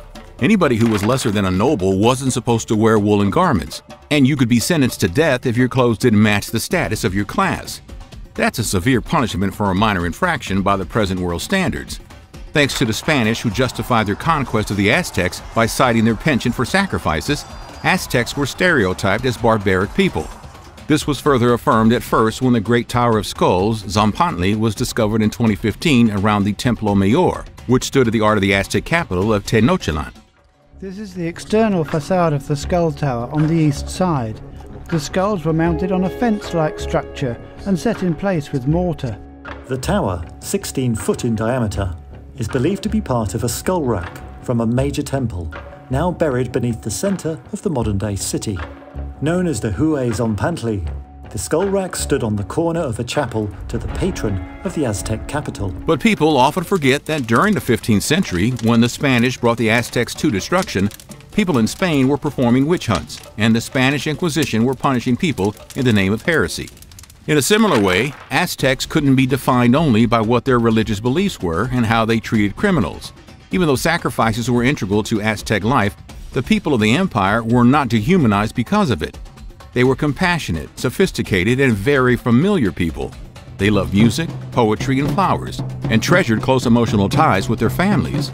They were also highly educated, with universal schooling provided for both boys and girls. Yes, they would tell their children very early in life that existence is painful, and would use harsh punishments. But this is the 15th century we are talking about. To be fair, younglings weren't dealt a good hand in any part of the world back then, unless you are part of royalty. However, adolescents anywhere else perhaps were not also under the threat of being sued by their parents in a court of law for mere subordination. But that was the thing for Aztec teens. Unless they were under the age of 10, of course, because according to the Aztecs, children less than 10 years old were not capable of committing crimes. One thing that the modern world could possibly learn from the Aztecs was how their law treated their nobility. The Aztecs were staunch believers in classism, but they did not separate responsibility from privileges either. In fact, they believed more privileges meant harsher punishments for breaking the law. The commoners sentenced to death punishments were most likely either stoned or clubbed, but harsher methods were used for nobles who would take the law into their own hands. Now, while commoners could be pardoned for their first offense with a strict warning to not repeat the same mistake, nobles were not given that extension of the leash. Drunkenness under the age of 50 was a major offense among the Aztecs, nobles and priests, who would be asphyxiated for being caught the first time, but there were other punishments as well. Meanwhile, commoners could get away with having their head shaven, property destroyed, or paying for theft and servitude. Nobles, on the other hand, would face being maimed, flayed, exiled, or denial of funeral rites after death. Nobles were punished harder because Aztecs believed that they should set an example for others and not disturb the system. Adultery was also punished severely, but because married men were allowed to have concubines, the law was mostly against married females. Men were punished for adultery only if they had relations with a married woman, but married women were considered guilty regardless of the circumstances of the marital status of their lovers. What do you think Aztecs would think of modern law if they traveled in time to observe it? Tell us in the comments below. You may know the stories of the furnaces, the gas chambers, the train cars to Auschwitz, and the cruelty of the Nazis in general. But if you thought they were the most brutal, you haven't heard of Japanese prisoner of war camps. Welcome to Nutty Productions. And today, let's find out about the inhumanity that took place in imperialist Japan's POW camps.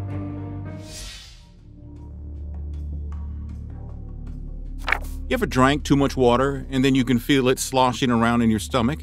Pretty uncomfortable, right? Well, imagine this. You are secured in a prone position and are bound as water is forced through your mouth and nostrils, filling up your lungs and stomach until you lost consciousness.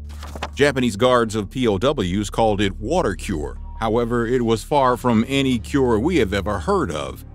And if that made you feel a little queasy, filling their prisoners with water to the point they'd burst was just the beginning. Next, they would apply pressure, even if it meant jumping upon victim's abdomen to force the water out.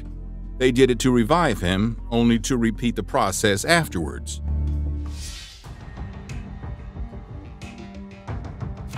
Japanese guards were quite fond of punishing their prisoners of war physically and subjecting them to excruciating pain in the name of unavoidable necessity. They'd force prisoners of war to hold a heavy stone above their heads for many hours. They would throw them into small cells with little to no food or water, or hurl rocks at them from above while prisoners worked in cuttings below. Guards would also beat anyone heavily if they thought the prisoner was not working up to their speed. For sadistic Japanese guards, the misery of prisoners of war was nothing but a source of entertainment, and they didn't even care if they were committing war crimes. Additionally, they tortured any brave soul who tried to escape, or prisoners they thought held crucial information to gain them. They were placed under a strict regimen designed to make them break, be it solitary confinement, blindfolding, or compulsory calisthenics, or all combined together. It was all meant to break one's spirit.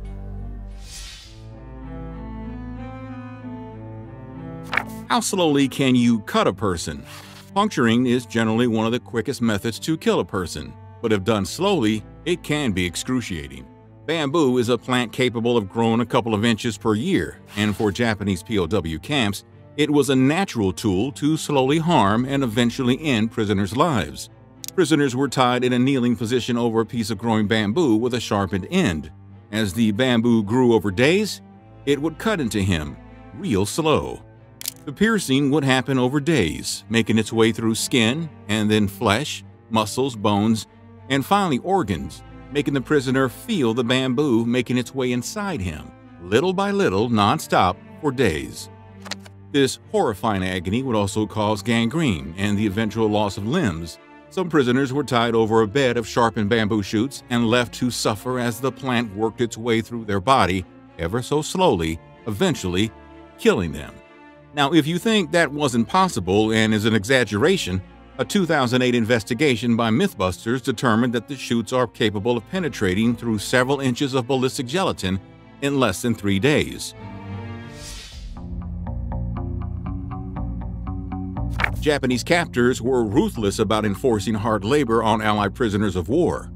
Already malnourished and ill, prisoners were employed in inhumane working environments at shipyards, mines, and factories, exacerbating their poor conditions. Worst-case scenario prisoners were sent to work on the Thai-Burma Railway, connecting Bangkok to Rangoon. The 415-kilometer railway, constructed between 1942 and 1943, resulted in the deaths of more than 100,000 laborers, which included at least 13,000 Allied prisoners of war. Also known as the Death Railway, more than 60,000 Allied prisoners of war were forced to work from dawn until dusk to accelerate the completion of the transportation system. These prisoners had to cut through mountains, build bridges, and lay tracks without breaks and until they collapsed. They received only 1 day off every 11. That means they were performing manual labor for an estimated 100 hours per week. Kind of makes 40 hours a week look kind of insignificant, right?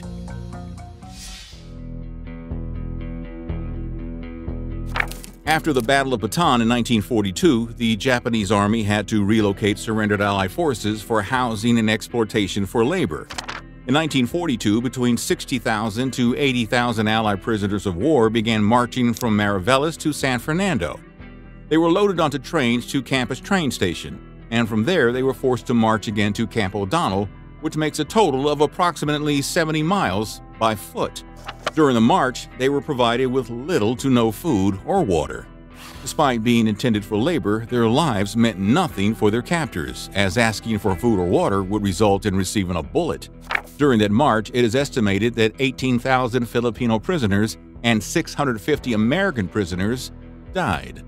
During the Second World War, such marches were not uncommon. Once the Allied invasion became imminent in 1945, the Japanese sought to move prisoners of war into the mountains to prevent an easy liberation. That was called the Sandakan Death March. From January till March, a total of 470 prisoners of war who suffered serious illnesses began marching with limited rations. Only 6 were still alive by June. Then came the second round that started in June, whereupon out of 536 prisoners of war, just 183 survived. The final round consisted of 75 prisoners, with not a single one lasting beyond 50 kilometers of the journey.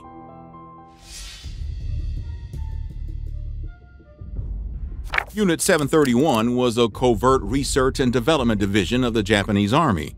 Like their Axis allies, the Nazis, the Japanese Empire was inclined to use enclosed prisoners for the purposes of military and medical research. They were seeking the understanding of the limits of human physical endurance and used Allied POWs as guinea pigs in the barbaric practice of non-consensual human testing. Prisoners were typically not given anesthesia, and they were forced to experience everything that was done to them throughout the entire duration of experiments and afterwards. They were injected with animal blood, commonly horse, as a test for blood transfusions without any precautions, to explore the possibility of using non-human blood as a substitute for increasingly scarce supplies of human blood on the front lines. Needless to say, not a lot of subjects survived this foolish idea. To study the consequences of battlefield medicine, Unit 731 also performed medical amputations of certain limbs on various subjects. Once limbs were removed, the unit observed the patients to determine how long it might take for wounds to attract the infection. What was the tolerance threshold of the body to increasingly large dismemberments or for them to succumb? It has also been recorded that limbs were surgically altered out of curiosity, and then the scientists of Unit 31 attempted to reattach them to the wrong parts of the body or freeze them to test frostbite effects. They chopped limb after limb of POWs until just the head and the torso of the still living prisoner remained. In short, they were playing Frankenstein's monster with living people. To understand the effects of a wide range of environmental conditions, which includes pressure and radiation, they would place victims in high-pressure chambers until their eyeballs popped out. They also exposed a large number of POWs to lethal X-rays. While Unit 731 was using POWs like guinea pigs inside their labs, the Japanese army was using them outside as practice targets. They'd be tied to stakes to have jars of cyanide thrown at them. They would get set on fire with flamethrowers while they were alive and be blasted by tank cannons and grenades. In addition to that, prisoners were also consciously exposed to diseases such as the plague, typhoid, or syphilis, and then they were monitored to determine the effects of prolonged exposure and observe the deterioration of the afflicted. So, what do you think? Who was more brutal, the German Nazis or the imperialist Japanese? Tell us in the comments below. Versailles has played an unforgettable part in the history of France. From Sun King's dream palace to Marie Antoinette's leisure Alcazar, and then a symbol of oppression during the French Revolution, Versailles has been a witness to the grandest and most turbulent times of French history. The seat of power for Louis XIV, Louis XV, and Louis XVI, it delivered justice and punishment to many, including Madame de Montespan and the Man in the Iron Mask, the secret of whose identity has troubled historians for ages. But what was the justice system of Versailles like? What punishments were used back in those days of France? How were torment and penalization implemented in Bastille? Welcome to Nutty Productions. Today, let's have a look at punishments that were common during the rule of Versailles.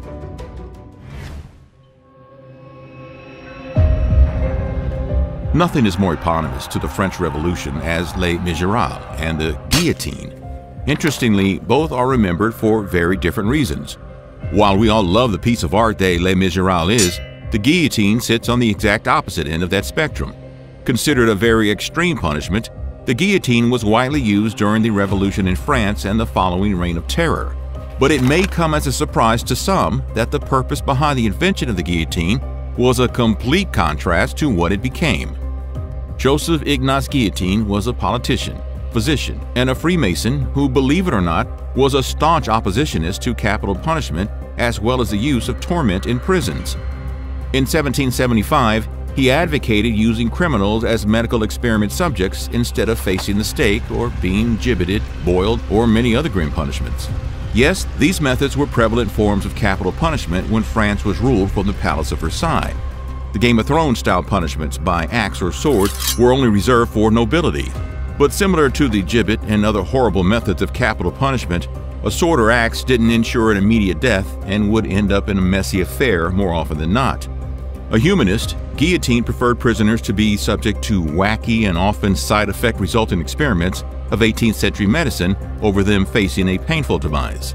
Legend has it that Guillotine was born prematurely because his mother was in distress after hearing the wails of a man facing death on the breaking wheel, a device used for extreme punishments that would stretch both sides of a person until, well, you get the picture.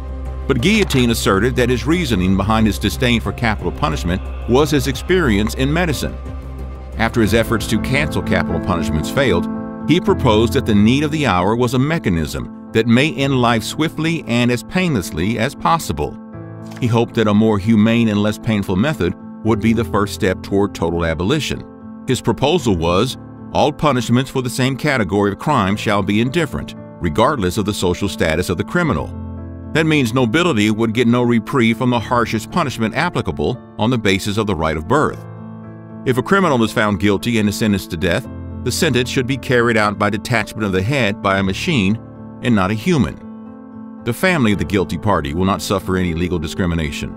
It would be illegal for anyone to reproach the guilty party's family about their punishment. The property of the convicted shall not be confiscated, and the guilty deceased shall be returned to the family if so requested.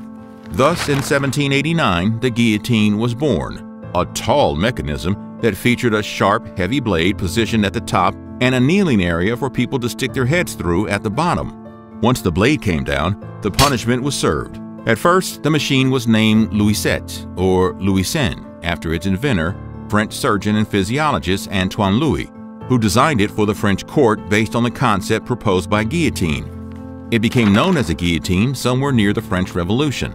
Interestingly, the French underworld used to fittingly call it the widow.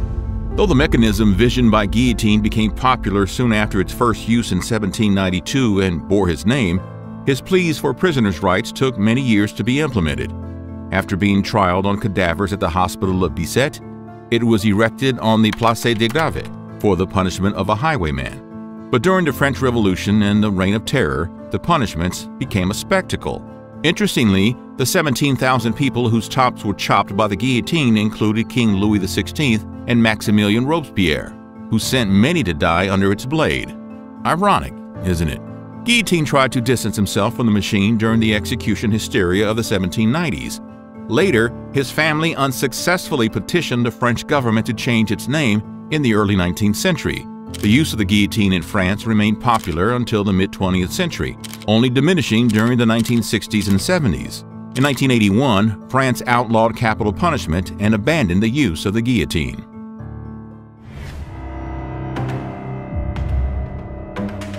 The French Sun King, Louis XIV, spent incredible amounts of fortunes to convert an unassuming honey lodge into his golden wonder palace. However, being remote from the city, sewage disposal was a huge challenge for the Palace of Versailles. This resulted in one of the most beautiful places of its time having a rank odor on the entire premise. But there was something more horrendous going on in Versailles than the horrible stench of defecation during the reign of Louis XIV. During the decades of 1660 and 1670, a number of influential members of the Sun King's court began dropping like flies. These deaths were not only unexpected, but suspiciously close to each other and carried the same MO. Calls for investigations led to autopsies showing signs of malice. The deceased insides were blackened and corroded, displaying the effects of poisons and possible witchcraft. Now you need to excuse their reasoning for such a prognosis, as these were still early times of the modern age, and Europe hadn't shed the medieval mentality completely just yet. I mean, we are literally going to talk about witch hunts that happened at this very time later in this video. So witchcraft is a cause of death here, okay? This series of deaths came to be known as the Affair of the Poisons, with the Queen Maria Theresa, wife of the Sun King, rumored to be one of the victims after her sudden demise.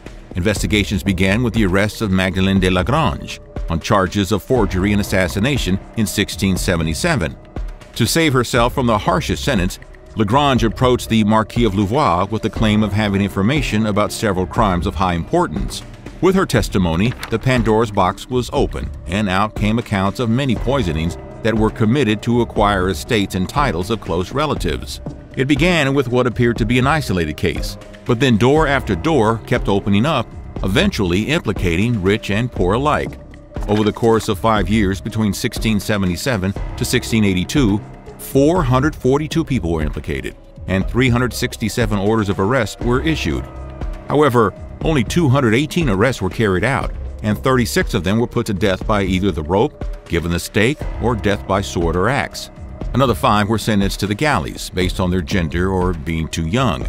Sentenced to the galley meant being sentenced to row galleys, as back then ships sailed on wind or manual power. France had 40 galleys that needed 260 rowers when Louis XIV was in power, and all the rowers were provided by the royal court through sentencing.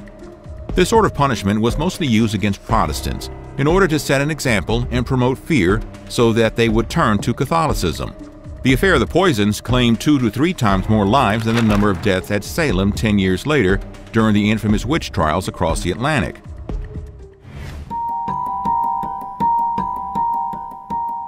Despite the involvement of witchcraft in the ugly Affair of the Poisons, the Sun King was not in favor of persecuting men and women in the name of magic, unlike many other Western rulers and nations.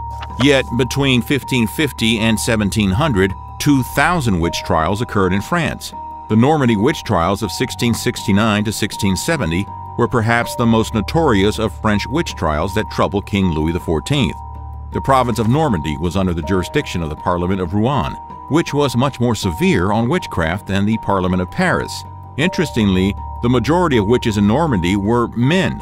Sponsored by the Parliament of Rouen, professional witch hunters arrived in Normandy in 1669 and captured a number of people, accusing them of witchcraft. 12 people were sentenced to death by the Parliament, and they were punished by prevalent contemporary means of death. Soon after, the Parliament condemned 24 more to death. The appeal of the victims' families reached the king, who issued an immediate pardon to all convicts, and the death sentence was converted to banishment. Unfortunately, there is no record of where these banished Frenchmen migrated. Would you like to know more about creepy and weird punishments from the past? Don't forget to like and subscribe if you enjoyed the video. And thank you for watching Nutty Productions.